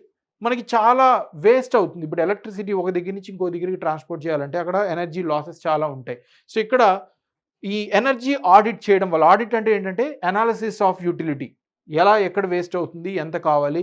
సో ఈ ఎనర్జీ ఆడిట్స్ అనేవి గవర్నమెంట్ కండక్ట్ చేయబోతుంది. ఎక్కడెక్కడ ఏ ఎనర్జీ యూజ్ చేస్తున్నారు, ఎక్కడ ఫాసిల్ ఫ్యూల్స్ యూజ్ చేస్తున్నారు, వాటిని ఎలా రీప్లేస్ చేయాలి, ఈ ఎనర్జీ ఆడిట్ అంతా కూడా గవర్నమెంట్ కండక్ట్ చేయబోతుంది. తర్వాత ఫెసిలిటీ ఇన్వెస్ట్మెంట్, ఆ ఆడిట్ ఏదైతే ఉందో 60 క్లస్టర్స్లో ఫస్ట్ బిగిన్ చేసి అది 100 క్లస్టర్స్ వరకు కూడా ఎక్స్పాండ్ చేస్తారు. ఈ ఆడిట్ ఏదైతే ఉందో అది ఫస్ట్ 60 క్లస్టర్స్లో చేస్తారు, తర్వాత 100 క్లస్టర్స్కి ఎక్స్పాండ్ చేస్తారనమాట. రైట్. తర్వాత మనకి super critical thermal power plants ఉన్నాయి. ఇవేంటంటే మనకి న్యూక్లియర్ ఎనర్జీ అంటే ఏంటి, ఒక ఆటమ్స్ అనేవి ఎయిదర్ న్యూక్లియర్ ఫిజన్ ద్వారా న్యూక్లియర్ ఫిజన్ ద్వారా ఆ ఎనర్జీ రిలీజ్ అయ్యి క్యాప్చర్ చేయడం అనమాట. ఇవన్నీ కూడా ఏంటంటే మనకి చాలా టైం టేకింగ్. అయితే ఇప్పుడు super critical thermal power plants అంటే ఏంటంటే ఎనర్జీ తక్కువ లాస్ ఉంటుంది, త్వరగా కూడా ప్రొడ్యూస్ చేయగలుగుతాం. సో ఇది మనకి national thermal power plant corporation limited అలాగే భారత్ హెవీ ఎలక్ట్రానిక్ లిమిటెడ్ ఈ రెండు కలిసి ఒక full scale 800 megawatts commercial power plant అనేది జనరేట్ చేయబోతున్నారు. రైట్. సో 800 మెగావాట్స్ మనం కన్జ్యూమ్ చేసే యూనిట్స్. ఇప్పుడు మనకి ఒక 300 యూనిట్లు కరెంట్ బిల్ వచ్చిందంటే మీనింగ్ ఏంటి, 300 కిలోవాట్స్ పవర్ మనం కన్జ్యూమ్ చేస్తున్నామని. ఇక్కడ 1 మెగావాట్ అంటే 1000 కిలోవాట్స్. సో ఇక్కడ మీరు అర్థం చేసుకోవచ్చు 800 మెగావాట్స్ అంటే ఇంటూ 1000 వేయండి. ఇన్ని యూనిట్స్ ఆఫ్ ఎలక్ట్రిసిటీ ఈ ఎన్టీపీసీ అలాగే బిహెచ్ఈఎల్ ఇన్ని యూనిట్స్ ఆఫ్ ఎలక్ట్రిసిటీ జనరేట్ అయ్యాక కొలాబరేట్ అవుతున్నాయి అన్నమాట. Super critical thermal power plants ద్వారా తక్కువ ఆ టైంలో ఎక్కువ ప్రొడ్యూస్ చేసేలాగా, right. Next pumped storage facility కూడా, అంటే ఏంటంటే మనకి ఇప్పుడు సోలార్ ఎనర్జీ ప్రొడ్యూస్ చేయాలి. For example night time sun ఉండడు, సో అప్పుడు మనకి సోలార్ ఎనర్జీ ప్రొడ్యూస్ చేయలేము, ఓన్లీ పగలు మాత్రమే చేయగలం. అయితే ఆ టైంలో మళ్ళీ మనం ఏం చేస్తున్నాం, నైట్ టైం అది సరిపోక కోల్ కోల్ కానీ విండ్ కానీ వాటి మీద మనం డిపెండ్ అవుతున్నాం. సో అందుకని ఇప్పుడు ఏం చేస్తున్నాం అంటే మనం పగలే ఎక్కువ ప్రొడ్యూస్ చేసి దాన్ని స్టోర్ చేసి నైట్ కూడా పంపించేలాగా పంప్డ్ స్టోరేజ్, పగలే మనం ప్రొడ్యూస్ చేసి దాన్ని స్టోర్ చేసి నైట్ కూడా యూజ్ చేసేలాగా గవర్నమెంట్ ప్రమోట్ చేస్తుంది, రైట్. దాన్నే మనం పంప్డ్ స్టోరేజ్ పాలసీ అంటాం. Fine. Next hard to abate industries, అంటే కొన్ని ఇండస్ట్రీస్ ఆల్రెడీ కోల్ మీద కంప్లీట్గా డిపెండ్ అయి ఉంటాయి. మనం ఇప్పుడు సోలార్ ఎనర్జీకి వెళ్ళాలన్నా లేకపోతే విండ్ వెళ్ళాలన్నా చాలా కష్టం అనమాట. సో అలాంటప్పుడు మనం ఏం చేయాలంటే ఆ ఇండస్ట్రీస్కి చాలా సపోర్ట్ కావాలి, ఫండింగ్ కానీ లేకపోతే టెక్నాలజీ కానీ. సో గవర్నమెంట్ చొరవ తీసుకొని ఇక్కడ ఈ ఇండస్ట్రీస్ని షిఫ్ట్ చేసేలాగా మనీ ఫండింగ్ ద్వారా కానీ టెక్నికల్ అసిస్టెన్స్ ద్వారా కానీ వాటిని కోల్ నుంచి వేరే ఎనర్జీకి షిఫ్ట్ అయ్యేలాగా గవర్నమెంట్ చొరవ తీసుకోబోతుంది అనమాట. Fine. So that is about the priority 6. Next priority 7. Priority 7 వచ్చేసరికి ఇన్ఫ్రాస్ట్రక్చర్ అనమాట. ఇన్ఫ్రాస్ట్రక్చర్ కోసం గవర్నమెంట్ ఏం చేయబోతుంది, ఫస్ట్ థింగ్ 11,11,101 ఇన్ని క్రోర్స్, అంటే 11 lakhs, అప్రాక్సిమేట్లీ 11 lakh crores. మన టోటల్ జీడిపి ఎంత 300 lakh crores, అందులో 3.4% అనమాట. ఇది అప్రాక్సిమేట్లీ 3.4%, అంటే 11,11,101 crores ఆఫ్ మనీ మనకి ఇన్ఫ్రాస్ట్రక్చర్ కోసం గవర్నమెంట్ స్పెండ్ చేయబోతుంది అని ప్రపోజ్ చేశారు. ఇందులో 1.5 lakh crores స్టేట్స్కి ఇంట్రెస్ట్ లేకుండా 1.5 lakh crores రూపీస్ అన్ని స్టేట్స్ కలిపి ఇంట్రెస్ట్ లేకుండా సెంట్రల్ గవర్నమెంట్ లోన్ ఇవ్వబోతుంది. మామూలుగా అయితే మనం ఏదైనా బిల్డింగ్ కట్టాలంటే మనం లోన్ తీసుకోవాలి, దానికి ఇంట్రెస్ట్ పే చేయాలి, ఆ ఇంట్రెస్ట్ మనకు బర్డెన్ ఉంటుంది. సో ఇక్కడ స్టేట్ గవర్నమెంట్స్కి ఆ బర్డెన్ లేకుండా, ఇంట్రెస్ట్ లేకుండా సెంట్రల్ గవర్నమెంట్ దగ్గర ఉన్న ఫండ్స్ స్టేట్స్కి without any interest 1.5 lakh crores money ఇవ్వబోతుంది అనమాట, స్టేట్స్ అన్నిటికీ కలిపి ఇన్ఫ్రాస్ట్రక్చర్ డెవలప్ చేయడానికి. ఫైన్. అలాగే ప్రధాన్ మంత్రి గ్రామ్ సడక్ యోజన ఏదైతే ఉందో అది రూరల్ రోడ్స్, మనకి రూరల్ ఏరియాస్లో రోడ్స్ అనేవి అంత క్వాలిటీగా ఉండవు because of various reasons, industry లేకపోవడం, డెవలప్మెంట్ అవ్వకపోవడం. సో ఇక్కడ phase 4లో 25,000 రూరల్ హ్యాబిటేషన్స్లో ఈ ఆల్ వెదర్ రోడ్స్ అనేవి ప్రధాన్ మంత్రి గ్రామ్ సడక్ యోజన ద్వారా గవర్నమెంట్ కన్స్ట్రక్ట్ చేయబోతుంది, which is a huge number. అంటే 25,000 రూరల్ హ్యాబిటేషన్స్ని టార్గెట్ చేయబోతుంది. నెక్స్ట్ ఇన్ఫ్రాస్ట్రక్చర్లోనే ఇరిగేషన్, అలాగే ఫ్లడ్ మిటిగేషన్. ఇరిగేషన్ అంటే ఏంటి, ఆర్టిఫిషియల్గా వాటర్ సప్లై చేయడం. ఇప్పుడు మనం మోస్ట్ ఆఫ్ అగ్రికల్చర్ రెయిన్ఫాల్ మీద డిపెండ్ అవుతుంది. అయితే అందులో 55% మాత్రమే అగ్రికల్చర్ ల్యాండ్స్లో ఇరిగేషన్ ఉంది. ఇప్పుడు డ్యామ్ కానీ కెనాల్ ఇరిగేషన్. మిగిలిన 45% ఏవైతే ఉన్నాయో land areas, agriculture land areas, వాళ్ళు న్యాచురల్ వాటర్ ఫాల్ మీద మాత్రమే, రెయిన్ఫాల్ మీద మాత్రమే డిపెండ్ అయి ఉన్నారు. సో ఇక్కడ గవర్నమెంట్ ఇరిగేషన్ అలాగే ఫ్లడ్ కంట్రోల్ చేయడానికి కొన్ని ఇనిషియేటివ్స్ తీసుకొస్తుంది. ఫస్ట్ ఏంటంటే financial support for projects with the cost of 11,500 crores for కోసి మేచి ఇంటర్స్టేట్ లింక్. సో కోసి రివర్ అనేది మనకి సార్ ఆఫ్ బీహార్, మీకు అందరికీ తెలిసిందే, right. Damodar sir of Bengal. So ఇక్కడ కోసి మేచి ఏవైతే రివర్ ఉన్నాయో అక్కడ వాటర్ ఎక్కువ ఉండడం వల్ల ఫ్లడ్స్ జరుగుతున్నాయి, రైట్. సో అక్కడ సరిగ్గా స్టోరేజ్ లేదు. అందుకని గవర్నమెంట్ ఏం చేయబోతుందంటే కోసి రివర్ నుంచి మేచి రివర్కి కనెక్ట్ చేయబోతుంది. అంటే ఎప్పుడైతే ఎక్సెస్ వాటర్ వస్తాయో అవన్నీ కూడా మేచి రివర్కి షిఫ్ట్ చేసేస్తున్నారు. సో ఫ్లడ్ కంట్రోల్ అనేది అవుతుంది. దానికోసమని 11,500 crores మనకి స్పెండ్ చేయబోతుంది. అలాగే 20 ఆన్గోయింగ్ అండ్ న్యూ స్కీమ్స్ కూడా సపోర్ట్ చేయబోతుంది అనమాట. నెక్స్ట్ అస్సాం, సిక్కిం, ఉత్తరాఖండ్లో ఫ్లడ్ మేనేజ్మెంట్ అయ్యేలా, ఎందుకంటే బ్రహ్మపుత్ర రివర్ ఎప్పుడు ఫ్లడ్కి సబ్జెక్ట్ అవుతుంది సడన్ రెయిన్ఫాల్ వల్ల. సో ఈ అస్సాం, ఉత్తరాఖండ్, సిక్కిం ఇవన్నీ కూడా ఎక్కువ flood prone reasons, Ganga river కూడా, రైట్. సో వాటికి కూడా ఫ్లడ్ అసిస్టెన్స్ ఇవ్వబోతుంది. తర్వాత హిమాచల్ ప్రదేశ్కి కూడా రీకన్స్ట్రక్షన్ అండ్ రీహాబిలిటేషన్ చేసేలాగా చూస్తుంది. వీటికి ఎంత ఫండ్స్ ఇస్తారు అనేది గవర్నమెంట్ చెప్పలేదు. సో రిలీజ్ అయినప్పుడు మనం చూసుకోవాలి. ఇది జస్ట్ ప్రపోజిషన్, అంటే వాళ్ళు హెల్ప్ చేయబోతున్నారని చెప్పారనమాట. నెక్స్ట్ టూరిజం, ఇది కూడా ఇన్ఫ్రాస్ట్రక్చర్కి సంబంధించిందే, రైట్. సో ఇక్కడ విష్ణుపాట్ టెంపుల్ కారిడర్ బీహార్లో, తర్వాత Mahabodhi temple corridor. So already మనకి కాశీ విశ్వనాథ్ టెంపుల్ కారిడర్ ఉంది ఉత్తరప్రదేశ్లో, దానికి మోడల్గానే ఇక్కడ విష్ణుపద్ టెంపుల్ కారిడర్ అలాగే మహాబోధి టెంపుల్ కారిడర్ బీహార్లో డెవలప్ చేయబోతున్నారు, రైట్. తర్వాత Rajgir which is also popular for Buddhism. ఇది కూడా మనకి టూరిజం ఫెసిలిటీ ఇన్ఫ్రాస్ట్రక్చర్ అనేది డెవలప్ చేయబోతున్నారు. ఈ 3 ప్లేసెస్ కూడా గుర్తుపెట్టుకోవాలి. నెక్స్ట్ నలంద యూనివర్సిటీ ఆల్రెడీ రీసెంట్గానే రీడెవలప్ చేసి లాంచ్ చేశారు. Very historical one, right? Guptas పీరియడ్లో అంతకన్నా ముందు కూడా ఇక్కడ నలంద యూనివర్సిటీని ఒక టూరిస్ట్ ప్లేస్గా డెవలప్ చేయబోతున్నారు. అలాగే ఒడిస్సా ఏదైతే ఉందో ఇక్కడ beautiful monuments, temples, wildlife sanctuaries చాలా ఉన్నాయి ఒడిస్సాలో. ఈస్టర్న్ ఘాట్స్లో పార్ట్ కదా. మనకి భువనేశ్వర్లోనే చాలా టెంపుల్ ఉన్నాయి. పూరి టెంపుల్ ఉంది. సో టెంపుల్స్, అలాగే number of wild life sanctuaries, national parks ఉన్నాయి. వాళ్ళకు కూడా అసిస్టెన్స్ ఇస్తామని చెప్పారు, ఎంతో చెప్పలేదు, రైట్? సో ఇవన్నీ కూడా టూరిజంకి సంబంధించినవి. లాస్ట్ బిఫోర్ మనకి ప్రియారిటీ ఏరియా ఏంటంటే ప్రియారిటీ 8. ఇక్కడ innovation, research and development. Innovation, research and development మనకి చాలా చాలా ఇంపార్టెంట్. ఏవైనా కొత్తవి మనం తీసుకురావాలి అంటే అది రీసెర్చ్ డెవలప్మెంట్ ద్వారానే మనం తీసుకురాగలం. సో ఇక్కడ స్పేస్ ఎకానమీకి సంబంధించి స్పేస్ ఎకానమీ వాళ్ళకి స్పేస్ ఎకానమీని సపోర్ట్ చేయడానికి వెంచర్ క్యాపిటల్ ఫండ్ ఏదైతే ఉందో, వెంచర్ క్యాపిటల్ ఫండ్ అంటే ఏంటి? ప్రైవేట్ ఏజెన్సీస్ స్టార్టప్స్కి సపోర్ట్ చేయడం. అంటే చిన్న చిన్న స్టార్టప్స్ ఏవైతే ఉన్నాయో వాళ్ళు లోన్స్గా సపోర్ట్ చేస్తారు. అఫ్ కోర్స్ వాళ్ళు తిరిగి పే చేయాలి. సో ప్రైవేట్ ప్లేయర్స్ అనమాట.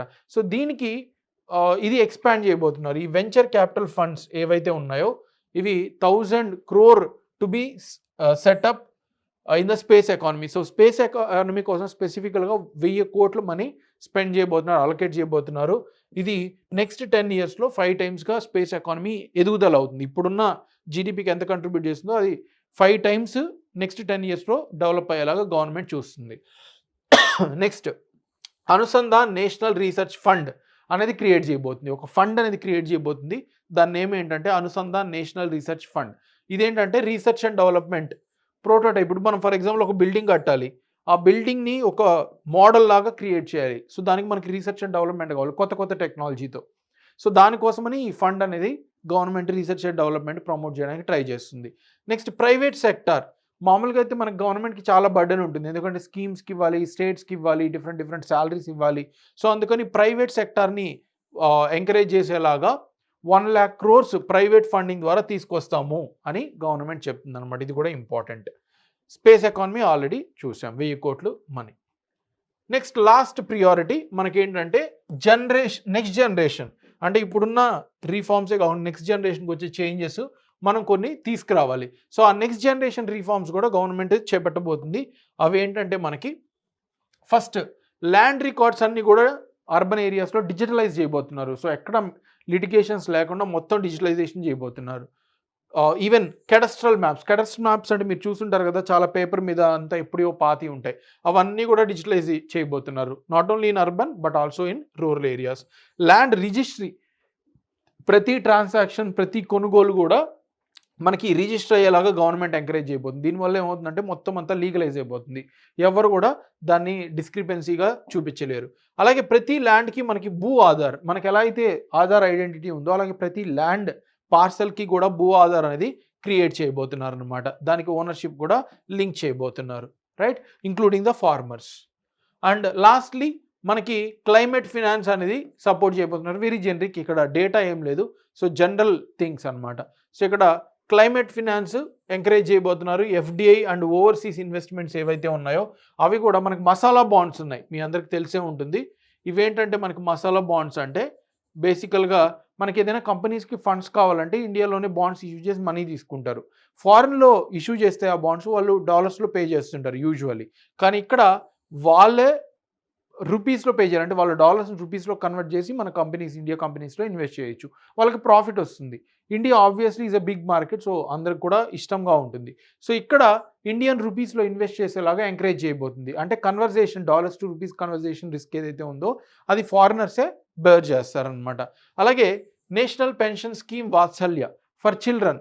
సో ఎవరైతే పేరెంట్స్ ఉన్నారో వాళ్ళు చిల్డ్రన్స్ కోసం నేషనల్ పెన్షన్ స్కీమ్, అంటే వాళ్ళ తర్వాత వాళ్ళకి ఏమైనా అయినా కూడా ఉండేలాగా ఎన్పిఎస్ వాత్సల్య స్కీమ్ అనేది లాంచ్ చేయబోతున్నారు అనమాట, right? Data governance, national pension scheme ఇది కూడా మనకి ఎక్స్పాండ్ చేయబోతున్నారు సిటిజన్స్కి, రైట్? సో ఇవి మనకి total 9 themes or 9 priority areas of the budget. So ఇప్పటి వరకు మనం 9 ప్రియారిటీ ఏరియాస్ ఎలా అయితే గవర్నమెంట్ ఖర్చు పెట్టబోతుందో ఇదంతా కూడా చూసాం మనము. Very in detail. సో అవన్నీ తెలుసుకోవాలి. వాటి నుంచే మనకి ఎగ్జామ్‌కి కూడా చాలా వస్తాయి క్వెషన్స్. సో ఇప్పుడు ఇంకా చిన్న చిన్న 2 పార్ట్స్ ఉన్నాయి. టాక్సేషన్ అలాగే బడ్జెట్ ఇన్ నంబర్స్ స్టార్టింగ్‌లో చెప్పినట్టు. సో టాక్సేషన్‌కి సంబంధించి చూద్దాం. టాక్సేషన్‌లో మనకి 2 టైప్స్ ఆఫ్ టాక్సెస్ ఉన్నాయి. Direct taxes, indirect taxes. Direct taxes అంటే గవర్నమెంట్ డైరెక్ట్‌గా ఇండివిడ్యువల్స్ ఆర్ ఎవరైతే టాక్స్ సోర్స్ ఉందో వాళ్ళ నుంచి కలెక్ట్ చేసుకుంటారు. ఇంటర్మీడియరీస్ ఎవరు ఉండరు. ఇన్కమ్ ట్యాక్స్, కార్పొరేట్ ట్యాక్స్ ఇవన్నీ డైరెక్ట్ ట్యాక్స్‌కి ఎగ్జాంపుల్.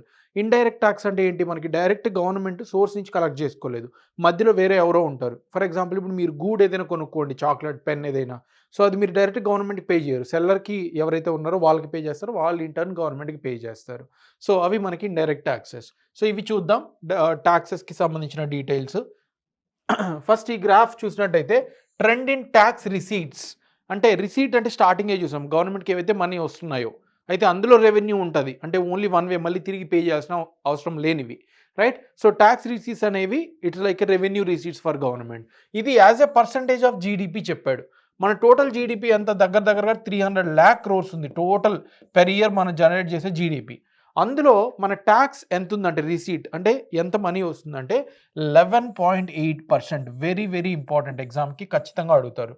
అదే లాస్ట్ ఇయర్ అయితే 11.6 ఉన్నింది. 11.6% ఆఫ్ జీడీపీ. రైట్? అంటే క్యాలిక్యులేట్ చేసుకోండి. 11.8 divided by 100 into 300 lakh crores multiple చేస్తే మనకి ట్యాక్స్ యొక్క మనీ వస్తుంది. ఆ నెంబర్ ఎంతో కూడా చూపిస్తాను, మీరు చూడొచ్చు. తర్వాత లాస్ట్ దాని ముందు 2023-24 ఎస్టిమేట్స్ వచ్చేసరికి 11.11 ఉంది. అండ్ 2022-23 ఫైనల్ ఎస్టిమేట్స్ వచ్చేసరికి 11.3 ఉన్నింది. ఇది చాలా ఇంపార్టెంట్. ఇది కూడా నెక్స్ట్ ఇంపార్టెంట్. ఇది మనకి టోటల్ ట్యాక్స్ ఎస్టిమేషన్ అనమాట, ఎంత వస్తుంది అని. నెక్స్ట్ ఇండైరెక్ట్ ట్యాక్సెస్ చూద్దాం. జిఎస్టీ అనేది మీ అందరికీ తెలుసు, స్టాటిక్లో చూసే ఉంటారు. ఇది సింప్లిఫికేషన్ ఇంకా కూడా సింప్లిఫై చేయడానికి గవర్నమెంట్ ట్రై చేస్తుంది. దాంతోపాటు ఇన్కమ్ ట్యాక్స్ అనేది రివ్యూ చేయబోతున్నారు. న్యూ ట్యాక్స్ స్లాబ్స్ వచ్చాయి. సో అవేంటో కూడా చూద్దాం. New tax slabs. తర్వాత చారిటీస్ ఏవైతే ఉన్నాయో చారిటీస్‌కి సంబంధించినవి డొనేషన్స్ మనం ఏదైనా వేరే కంట్రీ నుంచి మనకు డొనేట్ చేశారనుకోండి, లేదా వితిన్ కంట్రీలోనే మనకి వేరే వాళ్ళు డొనేట్ చేశారనుకోండి, మొత్తం మనీకి మనం కాస్త ట్యాక్స్ అనేది కట్టాలి. రైట్? సో అవి కూడా సింప్లిఫై చేయబోతున్నారు. లిటిగేషన్స్ ఇవన్నీ కూడా మనకి డిఫరెంట్, ఒక్కొక్క స్లైడ్లో ఒక్కొక్క దాన్ని చూద్దాం. ఇన్కమ్ ట్యాక్స్ ఏం చేంజెస్ తీసుకొచ్చారు, చారిటీస్ టీడీఎస్కి సంబంధించిన చేంజెస్ ఏం తీసుకొచ్చారు, లిటిగేషన్స్ రిజాల్వ్ చేయడానికి ఏం చేంజెస్ తీసుకొచ్చారు, ట్యాక్స్ బేస్ని ఇంకా వైడ్ చేయడానికి. ట్యాక్స్ బేస్ అంటే ఏంటి? ఎక్కడి నుంచి ట్యాక్స్ కలెక్ట్ చేసుకుని దాన్ని వైడ్ చేయడానికి గవర్నమెంట్ ఏం చేయబోతుంది. సో ఇవి 4 ఇనిషియేటివ్స్ ప్రపోజిషన్స్. ఇందులో మళ్ళీ ఇప్పుడు ఒక్కొక్క దాంట్లో ఒక్కొక్కటి చూద్దాం. ఫస్ట్ వన్ మనకి ట్యాక్స్ బేస్డ్ డీపెన్ చేసే మెజర్ ఏదో చూద్దాం. కస్టమ్ డ్యూటీ అంటే ఏంటి? ఏవైతే గూడ్స్ మన కంట్రీ నుంచి వేరే కంట్రీకి వెళ్ళినా, వేరే కంట్రీ నుంచి మన కంట్రీకి వచ్చినా, దాన్ని పైన మనం ఛార్జ్ చేసే ట్యాక్స్ ఏదైతే ఉందో దాన్నే మనం కస్టమ్ డ్యూటీస్ అంటాం. So basically it is a tax on imports and exports. Fine. So అయితే కొన్ని ఏవైతే మనకు అత్యవసరమో, మనం మామూలుగా అయితే మనం ఏంటి వేరే కంట్రీ నుంచి మన కంట్రీకి గూడ్స్ వస్తున్నాయంటే మనం డాలర్స్ ఇవ్వాలి, మన ఫారెన్ ఎక్స్చేంజ్ పోద్ది. సో మనం ఎప్పుడు ఇంపోర్ట్స్ని డిస్కరేజ్ చేసి ఎక్స్పోర్ట్స్ని ఎంకరేజ్ చేస్తాం. అయితే కొన్ని మనకి ఎసెన్షియల్ ఉంటాయి, మన కంట్రీలో ప్రొడ్యూస్ అవ్వలేవు కాబట్టి మనకు ఖచ్చితంగా అవి మ్యాండేటరీ, హెల్త్ లాంటివి. సో అలాంటి దగ్గర మనం ట్యాక్స్ తగ్గించాం, ఎక్కడైతే అవసరం లేదో అక్కడ ట్యాక్స్ పెంచాం. సో అవేంటో చూద్దాం.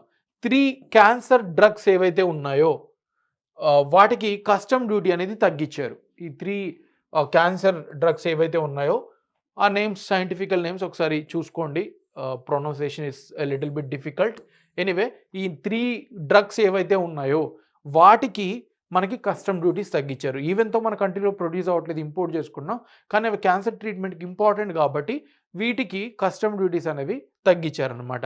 నెక్స్ట్ ఎక్స్రే ట్యూబ్స్ ఏవైతే ఉన్నాయో ఇవి కూడా మనకి మెడికల్ ఎక్విప్మెంట్ అనమాట, డిటెక్ట్ చేయడానికి ట్యూమర్స్ లాంటివి. సో వీటి మీద కూడా బేసిక్ కస్టమ్ డ్యూటీస్ అనేవి తగ్గించబోతున్నారు. రైట్? సో ఇవి ఏంటని చూద్దాం. First 3 more cancer drugs already చూసాం. ఈ 3 డ్రగ్స్ కూడా కస్టమ్ డ్యూటీస్ తీసేయబోతున్నారు. తర్వాత మొబైల్ ఫోన్స్ ఏవైతే ఉన్నాయో వీటికి బేసిక్ కస్టమ్ డ్యూటీ అనేది 15% కి తగ్గించబోతున్నారు. ఇంతకుముందు 25% అలా ఉంది. సో ఇక్కడ తగ్గించబోతున్నారు. అంటే దానివల్ల ఏమవుతుందంటే బేసికలీ వేరే కంట్రీస్ నుంచి మనం మొబైల్స్ ఎక్కువ తీసుకోవచ్చు. ఫైన్.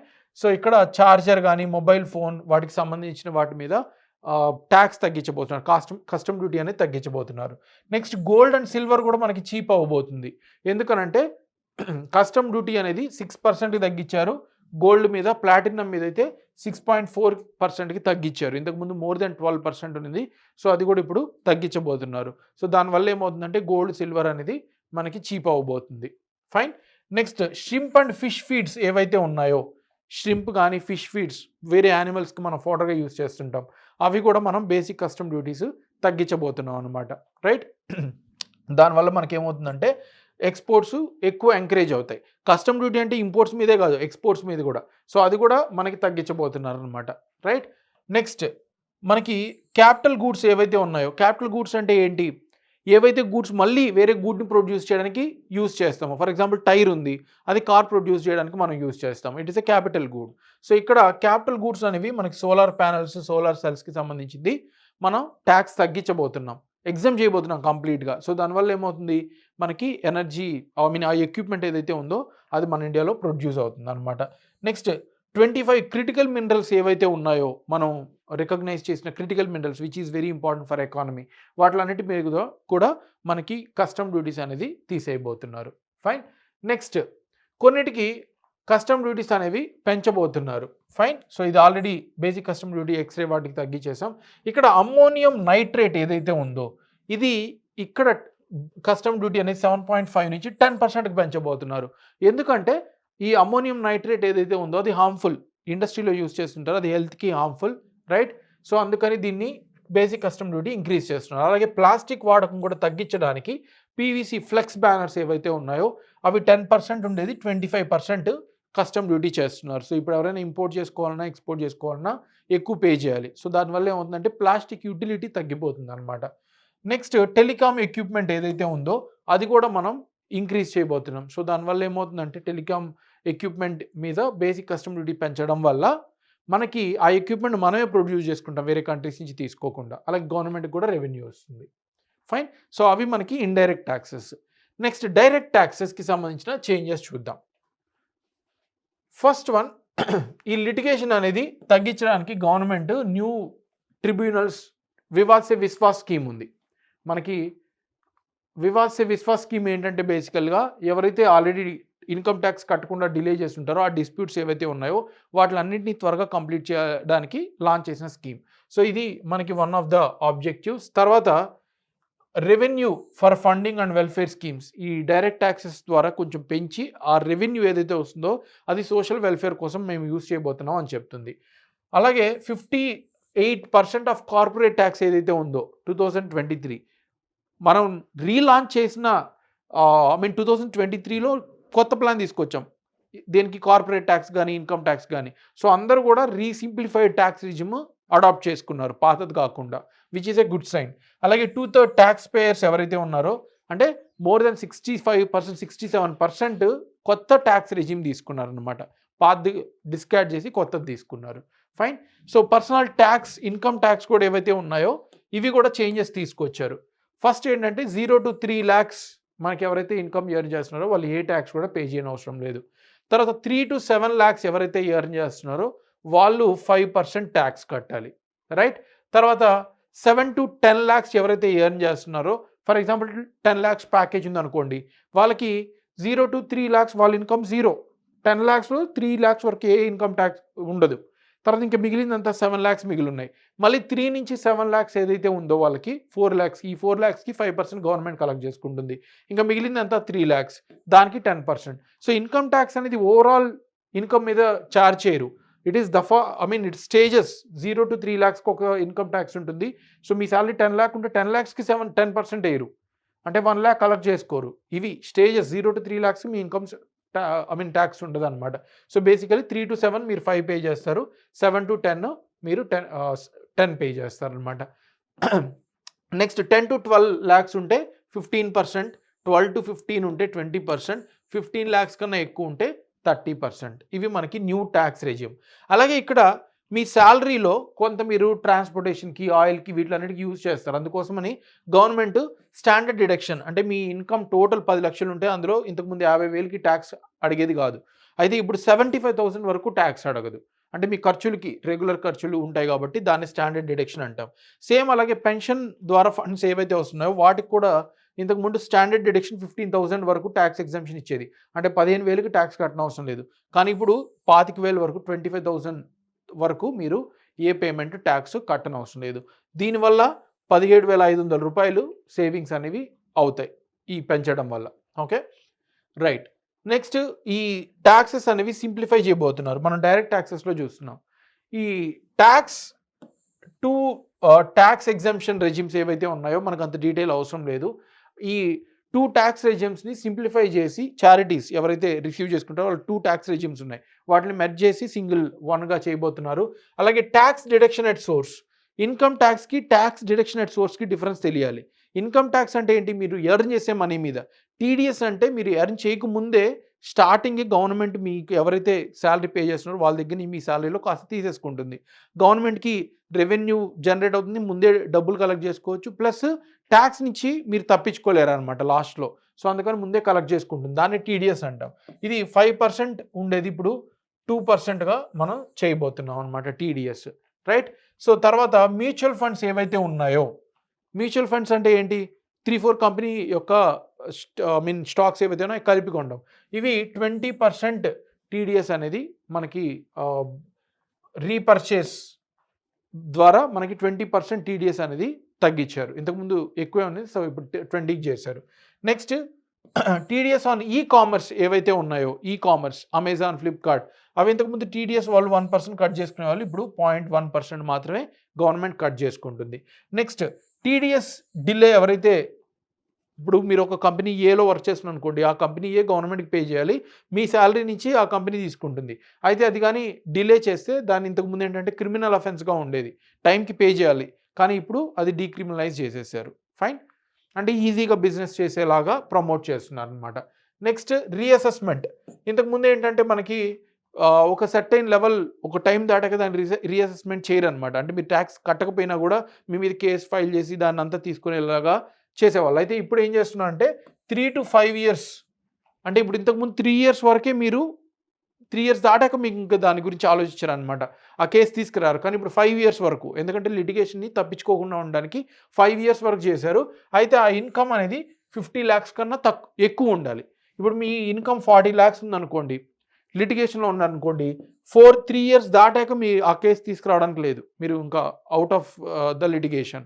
కానీ ఇప్పుడు 5 years వరకు, కానీ 50 lakhs కన్నా ఎక్కువ ఉన్నవాళ్ళు, 40 lakhs ఉంటే వాళ్ళకి జస్ట్ 3 years వరకు మాత్రమే.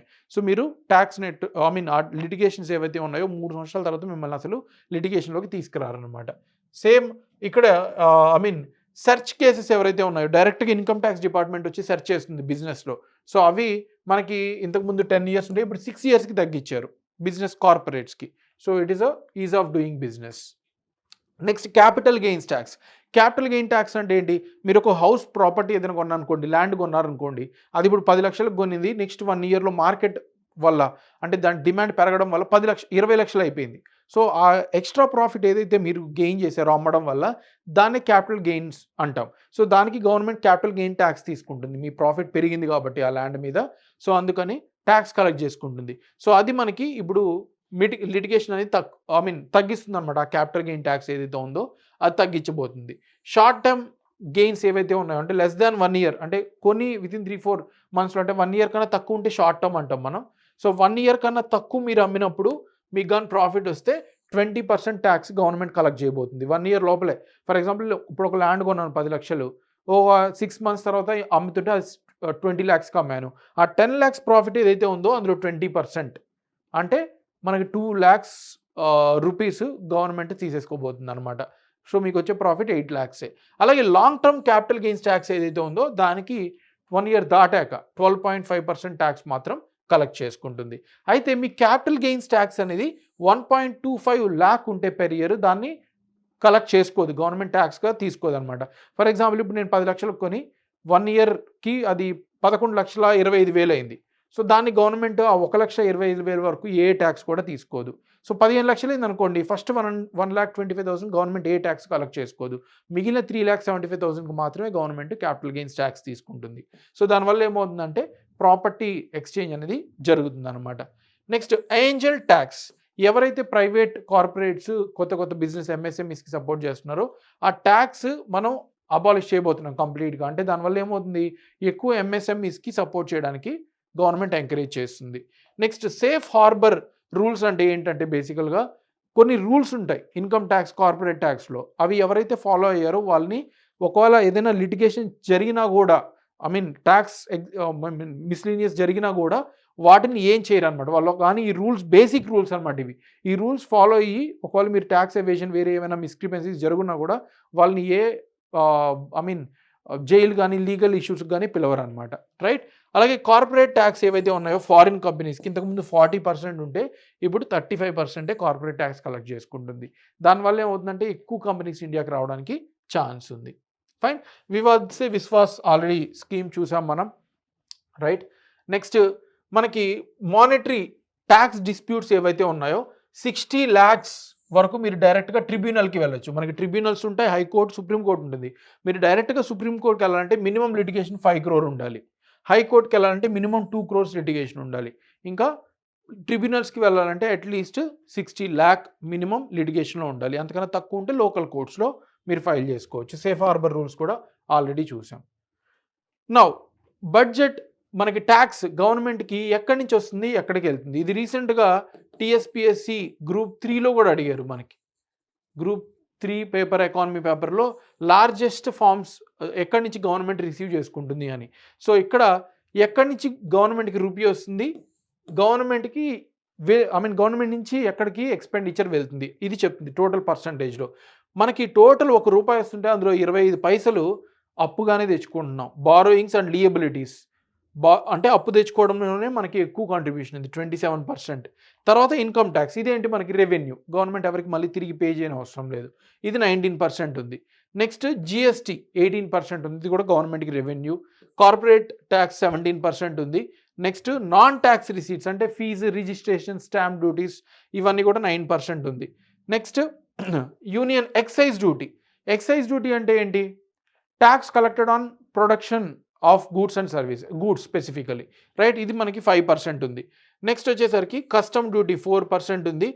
నెక్స్ట్ వచ్చేసరికి నాన్ డెప్ట్ క్యాపిటల్ రిసీట్స్ అంటే ఆస్తులు అమ్ముకోవడం, ఎయిర్ ఇండియా ఇవన్నీ అమ్మేసిన ద్వారా వచ్చిన మనీ అంతంటే జస్ట్ 1% ఉంది. ఈ నెంబర్స్ అన్నీ కూడా చాలా చాలా ఇంపార్టెంట్. గవర్నమెంట్కి ఎక్కడి నుంచి మనీ వస్తున్నాయి, ₹1 ఎక్కడి నుంచి ఎంత పర్సెంట్ వస్తుంది అనేది. మెయిన్గా అప్పులోనే మనం ఎక్కువ ఉన్నాం, ఫాలోడ్ బై ఇన్కమ్ ట్యాక్స్, తర్వాత జిఎస్టీ, కార్పొరేట్ ట్యాక్స్ ఉన్నాయి. అయితే ఇప్పుడు రూపీ ఎక్కడికి వెళ్తుంది ఎక్కువ? మోస్ట్ డొమినెంట్ ఏంటి? హైయెస్ట్ మనకు వచ్చేసరికి స్టేట్ షేర్ ట్యాక్స్. సో ట్యాక్సెస్లో స్టేట్స్కి స్టేట్స్కి ట్యాక్సెస్, డ్యూటీస్ ఏవైతే ఇవ్వాల్సి ఉన్నాయో అవే మనకి ఎక్కువ 21% స్టేట్స్కి ఇచ్చేస్తుంది. తర్వాత నెక్స్ట్ ఇంట్రెస్ట్ పేమెంట్స్, అంటే ఇంతకుముందు తెచ్చుకున్న అప్పుకి ఇంట్రెస్ట్ కట్టే దాంట్లోనే మనకి 19% పోతున్నాయి డబ్బులు. నెక్స్ట్ వచ్చేసరికి సెంట్రల్ సెక్టార్ స్కీమ్స్ ఉన్నాయి. సెంట్రల్ సెక్టార్ అంటే 100% funded by central government. Central sponsored schemes అంటే 60% సెంట్రల్ గవర్నమెంట్, మిగిలింది స్టేట్ గవర్నమెంట్స్ ఇవ్వాలి. సో ఇక్కడ 16% ఫండ్స్ సెంట్రల్ సెక్టార్ స్కీమ్కి వెళ్తున్నాయి. దాని తర్వాత అదర్ ఎక్స్పెండిచర్ అంటే డిఫరెంట్ శాలరీస్ ఇవన్నీ కూడా ఉంటాయి. తర్వాత సెంట్రలీ స్పాన్సర్డ్ స్కీమ్స్ అంటే 60% గవర్నమెంట్ ఫండ్ చేసింది, ఇది 8% ఉంది. ఫినాన్స్ కమిషన్ గ్రాంట్స్ అంటే ఫినాన్స్ కమిషన్ రికమెండ్ చేయడం వల్ల స్టేట్స్కి ఇచ్చే మనీ, ఇది 9%. అంటే డివల్యూషనే కాకుండా మామూలుగా అయితే ఇప్పుడు టోటల్ గవర్నమెంట్కి వచ్చే రెవెన్యూలో 41% అన్ని స్టేట్స్కి ఇచ్చేస్తుంది, ఇది డివల్యూషన్ అంటాం. అందులో అదే కాకుండా మళ్ళీ ఎక్స్ట్రా ఫినాన్స్ కమిషన్ రికమెండ్ చేస్తుంది పంచాయత్స్కి మనీ అలా. సో ఇది మనకి 9% ఉంది. Fine. Next defence expenditure 8%, subsidies ద్వారా 6%, ఇదంతా కూడా వెళ్ళే మనీ. సో ఇందులో మనకి యూస్ఫుల్ మనీ ఏముంది? యూస్ఫుల్ మనీ అంటే మనకి బేసికల్గా క్యాపిటల్ ఎక్స్పెండిచర్ ఇక్కడ చాలా తక్కువ ఉంది. స్కీమ్స్ కూడా వెల్ఫేర్ స్కీమ్సే, మేబీ ఇక్కడ దీంట్లో వెళ్ళొచ్చు క్యాపిటల్ ఎక్స్పెండిచర్కి. ఓకే, ఎనీవే మనకి ఇది టోటల్ ఎక్స్పెండిచర్ ఎక్కడికి ₹1 పర్సంటేజ్ వైజ్గా ఎక్కడెక్కడ గవర్నమెంట్ ఖర్చు పెడుతుంది అని. మోస్ట్ డొమినెంట్ ఏంటి మనకి? స్టేట్స్కి ఇచ్చే ట్యాక్సెస్ మోస్ట్ డొమినెంట్, తర్వాత ఇంట్రెస్ట్ పేమెంట్స్, తర్వాత సెంట్రల్ సెక్టార్ స్కీమ్స్, ఇవి కూడా ఆల్రెడీ ఎగ్జామ్స్లో అడిగారు, you have to remember. Now major schemes, ఏ స్కీమ్స్కి ఎంతెంత మనీ వెళ్ళింది? మేజర్ అన్ని చాలా స్కీమ్స్ ఉంటాయి, అయితే అందులో మోస్ట్ పాపులర్ మన్రేగా, 86,000 crores మన్రేగాకి ఇచ్చారు. తర్వాత రీసెర్చ్ అండ్ డెవలప్మెంట్ ప్రాజెక్ట్స్ కోసం అని 1200 కోట్లు ఇచ్చారు. తర్వాత న్యూక్లియర్ పవర్ ప్రాజెక్ట్స్ కోసం 2228 క్రోర్స్ మనకి న్యూక్లియర్ పవర్ ప్రాజెక్ట్స్ కోసం ఇచ్చారు. Production linked subsidy scheme, incentive scheme, right? Pharmaceuticals అంటే మీరు ఎంత ఎక్కువ ప్రొడ్యూస్ చేస్తే మేము అంత ఎక్కువ ఇన్సెంటివ్స్ ఇస్తాం. ఇది 2143 కోట్లు ఈ పర్టికులర్ స్కీమ్కి ఇచ్చారు. మన్రేగా గుర్తుపెట్టుకోండి, ఎక్కువ అడుగుతారు. Next development of semi conductor and display manufacturing, semi conductors వీటికి 6903 క్రోర్స్ రూపీస్ మనీ ఇచ్చారు. ఎల్పిజి స్కీమ్ కోసం 1500 క్రోర్స్ ఇచ్చారు. తర్వాత ఐడియా స్కీమ్ వచ్చి డిఫెన్స్ అనమాట, ఇన్నోవేషన్ ఫర్ డిఫెన్స్ ఎక్సలెన్స్, అంటే డిఫెన్స్లో మనం కొత్త కొత్త టెక్నాలజీస్ తీసుకురావడానికి దీనికి 3849 క్రోర్స్ ఇచ్చారు. అండ్ ఫైనలీ సోలార్ పవర్ కోసం 10,000 కోట్లు మనీ ఇచ్చారనమాట. సో ఇవి మేజర్ స్కీమ్స్, చాలా ఉన్నాయి కానీ ఇవి గుర్తుపెట్టుకుంటే మీకు సరిపోతుంది. అయితే ఏ మినిస్ట్రీస్కి ఎక్కువ వచ్చాయి? డిఫరెంట్ మినిస్ట్రీస్ ఉన్నాయి. ఇందులో మనకి ఫస్ట్ డిఫెన్స్ 4,54,773 క్రోర్స్ డిఫెన్స్కి వెళ్ళింది. తర్వాత రూరల్ డెవలప్మెంట్కి 2,65,808 వెళ్ళింది. తర్వాత అగ్రికల్చర్ అండ్ అల్లీడ్ యాక్టివిటీస్కి 1,51,851 వెళ్ళింది. తర్వాత హోమ్ మినిస్ట్రీకి 1,50,983 క్రోర్స్ వెళ్ళింది. In terms of crores at least top 4 ministries గుర్తుపెట్టుకోండి, ఏ మినిస్ట్రీకి ఎక్కువ వచ్చింది అని అడుగుతారు. Defence, rural, agriculture and home affairs, ఇవి టాప్ 4 మినిస్ట్రీ. ఫైన్. సో అది మనకి second budget part, that is టాక్సేషన్కి సంబంధించింది. ఇప్పుడు బడ్జెట్ ఇన్ నెంబర్స్ చూద్దాం, రైట్? క్విక్గా టోటల్ మనకి 2 కాంపోనెంట్స్ అని చెప్పుకున్నాం. రిసీట్స్ అంటే వచ్చే మనీ గవర్నమెంట్కి, అందులో మళ్ళీ తిరిగి పే చేయాల్సినవి కూడా ఉంటాయి. Expenditure in terms of crores ఇచ్చారు. సో ఇక్కడ మనం గుర్తుపెట్టుకోవాల్సింది ఏంటంటే 2024-25 మనకి ఇది గుర్తుపెట్టుకోవాలి. అలాగే 2022-23 యాక్చువల్స్ ఫైనల్ ఫిగర్స్ గుర్తుపెట్టుకోవాలి. ఇప్పుడు గ్రూప్ 3లో కూడా టీఎస్పీఎస్సీలో మీరు చూసినట్టయితే అన్ని 2022-23 అడిగారు, ఎందుకంటే ఫైనల్ నెంబర్స్ ఇవన్నీ కూడా ఇంకా రివైజ్డ్, అంటే టెంటేటివ్, ఇంకా ఫైనల్ కాలేదనమాట. ఈ ప్రపోజిషన్ కూడా అడగొచ్చు, ఎందుకంటే ఇది కూడా ప్రపోజిషనే కాబట్టి. సో ఆ ప్రపోజిషన్ కూడా మనకు అడగొచ్చు, నెంబరు ఫైనల్ నెంబర్ ఉన్నట్టే, ప్రపోజల్ కాబట్టి. సో ఇక్కడ రెవెన్యూ రిసీట్స్ చూసినట్టయితే మనకి 31,29,200 క్రోర్స్, అంటే బేసికలీ 31,29,200 క్రోర్స్ ఆఫ్ మనీ గవర్నమెంట్కి రెవెన్యూగా వచ్చింది, అంటే రాబోతుంది 2024-25 కాబట్టి. సో ఈ నెంబర్ అడుగుతారు మనకి. 31.29 lakh క్రోర్స్ అని గుర్తుపెట్టుకోండి టోటల్ గవర్నమెంట్కి వచ్చే రెవెన్యూ. అదే 2022-23లో గవర్నమెంట్కి వచ్చిన రెవెన్యూ ఎంత? జస్ట్ 23.83 lakh క్రోర్స్ మాత్రమే, రైట్? అదే మనకి ఎక్స్పెండిచర్ చూసినట్టయితే ఇవి రెవెన్యూ, క్యాపిటల్, ఎక్స్పెండిచర్ అంటే వెళ్ళే మనీ చూడండి. రెవెన్యూకే గవర్నమెంట్కి ఎంత పోతుందని చెప్తుంది, 37.09 lakh crores. 37.09 lakh crores revenue expenditure, అంటే మనకు వచ్చే మనీ కన్నా పోయే మనీయే ఎక్కువ ఉందన్నమాట ఇక్కడ రెవెన్యూ సంబంధించింది. నెక్స్ట్ క్యాపిటల్ ఎక్స్పెండిచర్ చూసినట్టయితే 11.11 ఇక్కడ ఎంత ఉంది? వచ్చే క్యాపిటల్ రిసీట్స్ వచ్చేసరికి 1600.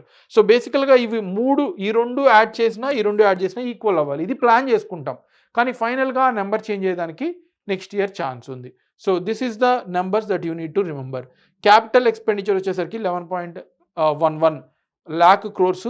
రెవెన్యూ ఎక్స్పెండిచర్ వచ్చేసరికి మనకి 37.09 lakh క్రోర్స్. తర్వాత క్యాపిటల్ రిసీట్స్ వచ్చేసరికి 16.91 lakh క్రోర్స్. రెవెన్యూ రిసీట్స్ వచ్చేసరికి 31.29 lakh క్రోర్స్. ఇవంతా కూడా మీరు గుర్తుపెట్టుకోవాలి. ఇవేంటో నేను స్టార్టింగ్లోనే లెక్చర్లో చెప్పాను, గుర్తుపెట్టుకోవడానికి డెఫినిషన్స్, రైట్? సో ఈ టోటల్ ఎక్స్పెండిచర్ వచ్చేసరికి total expenditure or total receipts మనం ఇంతే ఉంటుంది, 48.21. ఈ రెండింటిని యాడ్ చేయండి. ఈ రెండింటిని యాడ్ చేసినా మనకి ఈ నెంబర్ రావాలి, 48.21 lakh క్రోర్స్ టోటల్ మనం ప్లాన్ చేసేది. ట్యాక్స్ రిసీట్స్ వచ్చేసరికి 25.83 lakh క్రోర్స్. ఫిజికల్ డెఫిసిట్ వచ్చేసరికి 4.5% of GDP. So physical deficit అంటే ఏంటి? మనకి సరిపోదు కాబట్టి మనం ప్లాన్ చేసుకున్న మనీ ఇంకా ఎక్కువ తెచ్చుకుంటాం. ఆ 1 year ఫినాన్షియల్ ఇయర్లో ఎంతైతే ఎక్కువ తెచ్చుకుంటామో అదే మనకి టోటల్ మనీ ఫిజికల్ డెఫిసిట్. అయితే ఇది ఎప్పుడు కూడా జీడిపితో కంపేర్ చేస్తాం. సో ఎక్స్ట్రా తెచ్చుకున్న money divided by GDP into 100 చేస్తే మనకి ఫిజికల్ డెఫిసిట్ వస్తుంది. అది నెక్స్ట్ ఇయర్కి ఎంత ఉంటుందంటే 4.5% ఉండేలాగా చూసుకుంటామని చెప్తుంది. ఇన్ఫ్లేషన్ వచ్చేసరికి 4% టార్గెట్, సో దాన్ని అచీవ్ చేస్తామని చెప్తుంది అనమాట. ఇవి ఫిగర్స్ అంటే మీకు స్టార్టింగ్లో చెప్పాను 3 ఫిగర్స్ ఉంటాయి మనకి. ప్రపోజిషన్స్, అడ్వాన్స్ ఎస్టిమేట్స్ అనమాట ఇవేమో రివైజ్డ్ ఎస్టిమేట్స్ 2023-24కి ఫస్ట్ మనం ఎస్టిమేట్ చేసుకుంటాం లాస్ట్ ఇయర్ బడ్జెట్ పెట్టేటప్పుడు. అయితే అది రివైజ్ చేసింది ఎంత, ఇంకా నెక్స్ట్ 2 months ఉంది కాబట్టి February 1లో పెడుతున్నాం కాబట్టి బడ్జెట్. సో మిగిలింది ఎంత. సో ఇవి మనకి నెంబర్స్ ఉంటాయి. జస్ట్ మీకు చూపించడానికి ఎలా ఈ నెంబర్స్ ఇస్తారని. ఫైన్. సో ఇక్కడ మనకి ఆల్రెడీ చూసాం రెవెన్యూ రిసీట్స్ ఇందాకలే చూసాం ఇక్కడ. సో ఈ నెంబరు ఈక్వల్గానే ఉంటుంది. క్యాపిటల్ రిసీట్స్ తర్వాత టోటల్ రిసీట్స్ రెండింటిని యాడ్ చేస్తే ఇదే ఉంటుంది. అలాగే టోటల్ ఎక్స్పెండిచర్ కూడా మనకి ఇదే ఉండాలి. రెండు ఈక్వల్గా ఉంటాయి బడ్జెట్లో.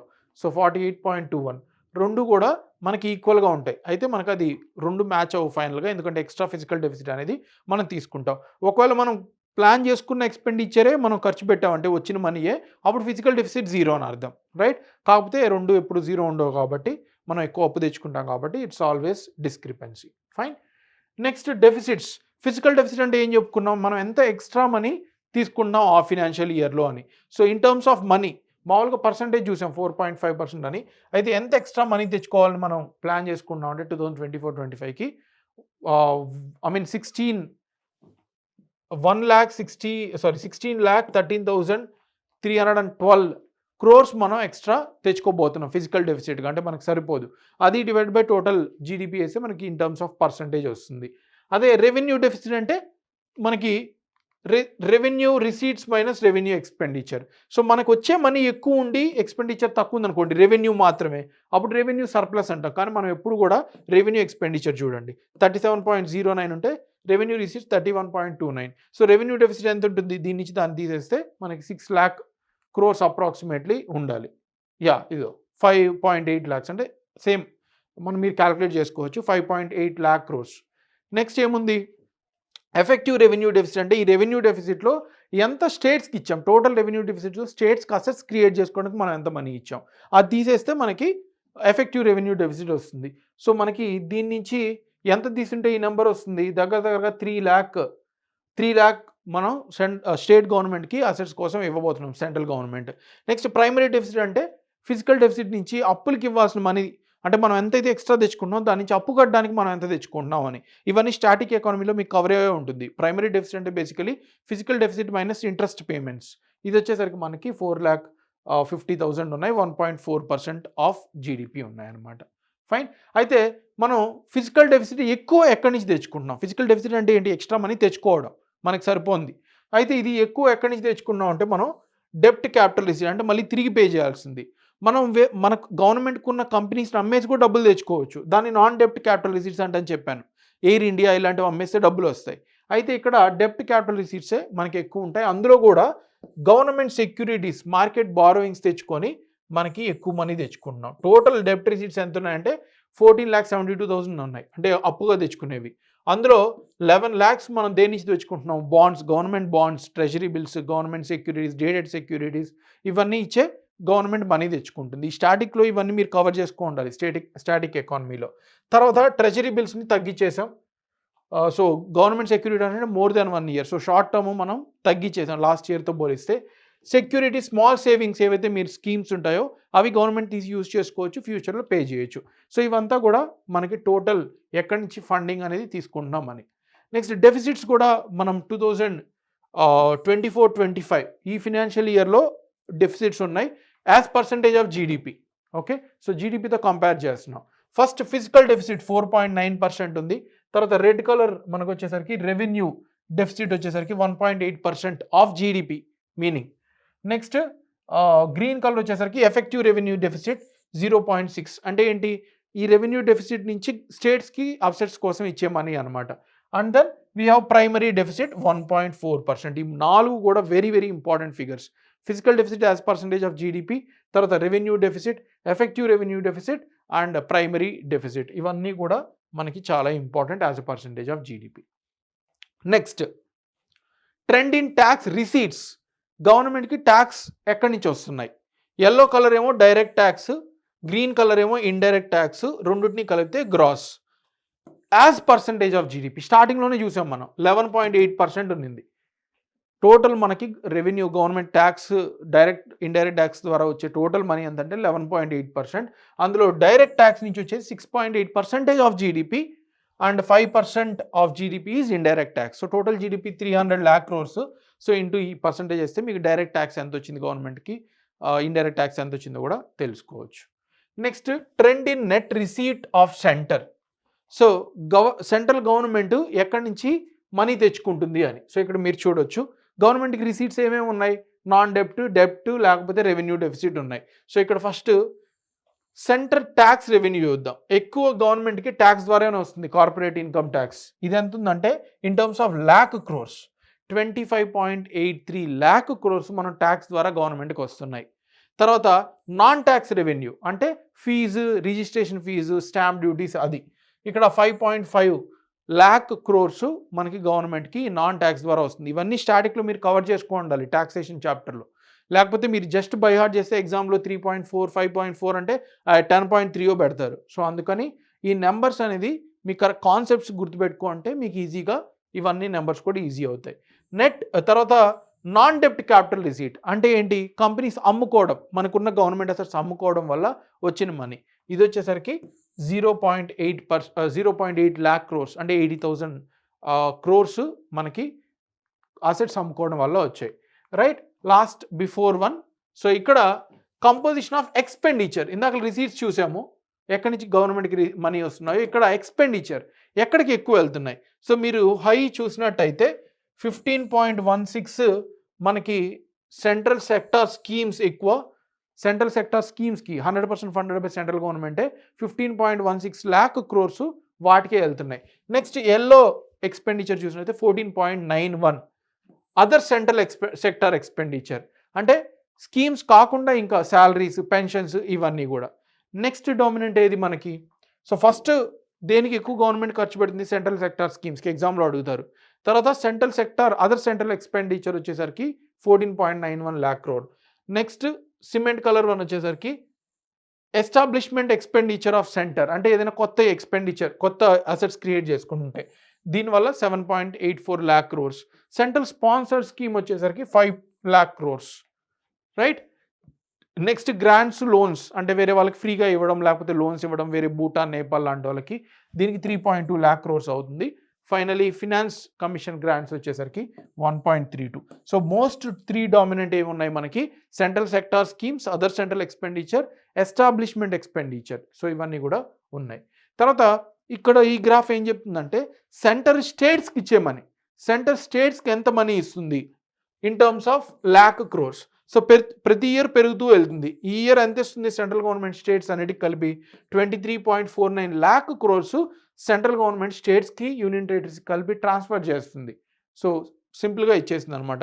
సో ఈ ట్రెండ్ చూసినట్టయితే పెరుగుతూ వెళ్తుంది, కంటిన్యూస్గా పెరుగుతూ వెళ్తుంది. అది కూడా అడుగుతారు. లాస్ట్ వన్, లాస్ట్ స్లైడ్ ఇది మనకి. సో ఇక్కడ మనకి composition of transfers to states and union territories in terms of lakh crores. ఇక్కడ ఏం చూసాం మనం, టోటల్ ట్రాన్స్ఫర్ చూసాం. అయితే ఆ టోటల్ ట్రాన్స్ఫర్లో టోటల్ 23.49 lakh crores స్టేట్స్కి ఇస్తుంటే ఏవి ఎక్కువ వెళ్తున్నాయి, రైట్, ఇవి ఇయర్స్ మనకి. సో 2024-25 చూద్దాం ఎక్కడ ఎక్కువ వెళ్తున్నాయి. డివల్యూషన్ అంటే ఏం చెప్పుకున్నాం, ఫినాన్స్ కమిషను సెంట్రల్ గవర్నమెంట్కి వచ్చే ట్యాక్సెస్ని ఎంత షేర్ చేయాలి స్టేట్స్తో రికమెండ్ చేస్తుంది. సో 23.49 lakh crores-లో 12.47 డివల్యూషన్కి వెళ్తున్నాయి. నెక్స్ట్ స్కీమ్స్కి వాటికి కలిపితే 9.49 lakh crores. సో ఈ రెండు యాడ్ చేయండి, తర్వాత ఇది కూడా యాడ్ చేయండి. ఇది కూడా యాడ్ చేస్తే మనకి ఎంత వస్తుందంటే అప్రాక్సిమేట్లీ ఈ నెంబరే రావాలన్నమాట. రైట్, సో ఇక్కడ ఇది ఫస్ట్ డొమినెంట్ వన్, డివల్యూషన్ ద్వారా ఎక్కువ వెళ్తున్నాయి. తర్వాత schemes and other transfers, finally finance commission grants 1.32. So ఇవి మనకి టోటల్ ట్రాన్స్ఫర్ స్టేట్స్కి చేసే మనీ. ఫైన్, సో ఇది మనకి కంప్లీట్ బడ్జెట్. సో మనం డీటెయిల్గా డిస్కస్ చేసాం. స్టాటిక్ కూడా మీరు కవర్ చేసుకోవాలి, దాన్ని బట్టే ఈ నెంబర్స్ అన్ని కూడా మీరు గుర్తుపెట్టుకోవాలి, లేకపోతే చాలా డిఫికల్ట్. అండ్ గ్రూప్ 3 అలాగే సెంట్రల్ ఎగ్జామ్స్లో కూడా చాలా క్వశ్చన్స్ ఈ బడ్జెట్ నుంచే వచ్చాయి. ఈ నెంబర్స్ మీరు నెక్స్ట్ ఇయర్ బడ్జెట్ మారినా కూడా మోస్ట్ ఆఫ్ ద నెంబర్స్ ఇవే ఉంటాయి. దగ్గరగా మీరు ఈ బడ్జెట్ నెక్స్ట్ ఇయర్కి పనికిరాదు అనుకోవద్దు. మీరు ఇక్కడ ఏదైతే నేర్చుకుంటారో అవి జస్ట్ అప్గ్రేడ్ చేసుకుంటారు అంతే. Right, so this is all for budget. So I hope you have enjoyed and try to cover in a very detailed manner. Thank you.